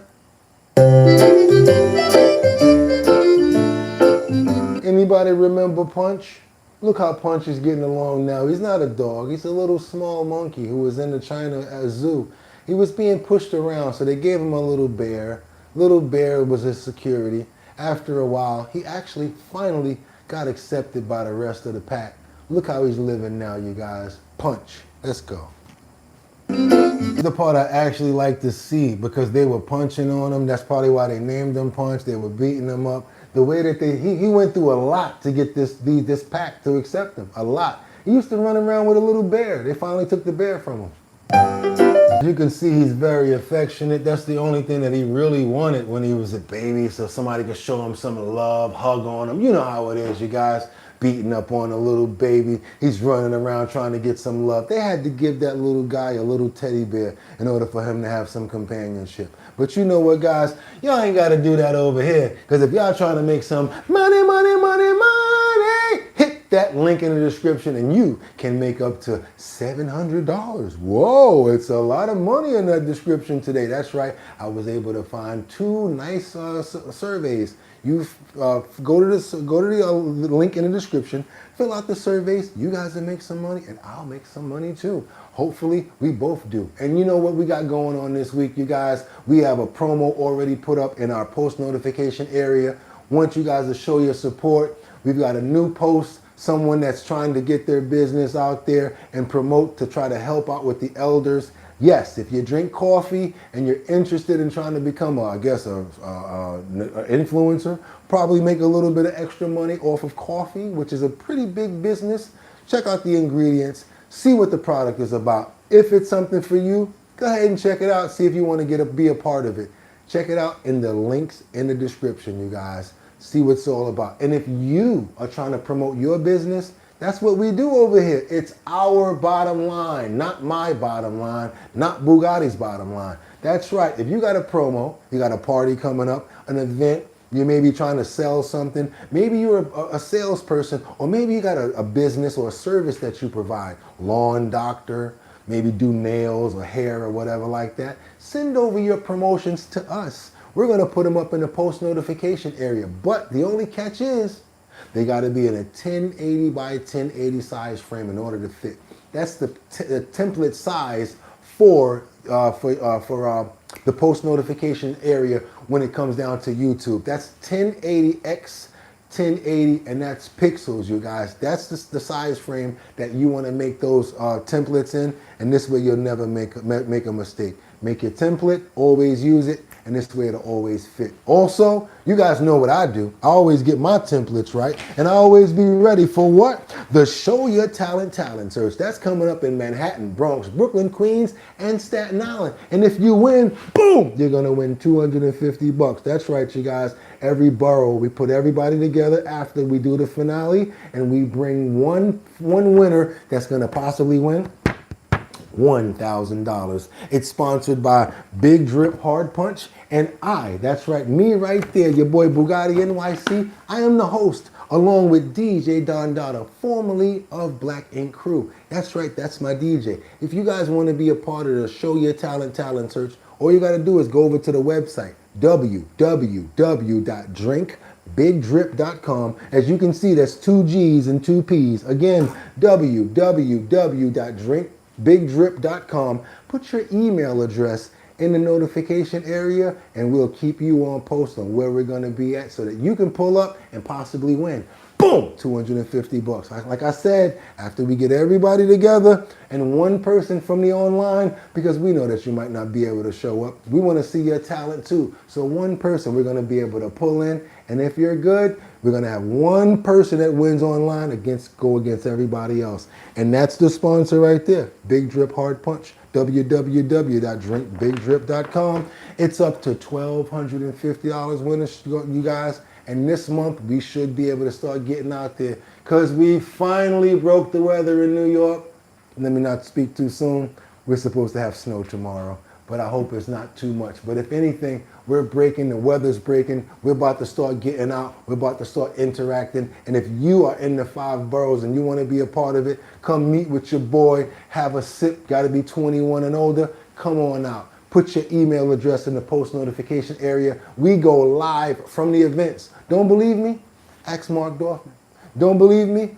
Ask Casey. He pulled up on me and we had a great time in Staten Island. And that's what we keep on doing. And yes, you guys, it's Saturday, one of the greatest days of the weekend, and we get to fall back. If you don't got to go to work, I want you to have a fantastic one, but you can't have it until what? Until we get those prayers up in the air.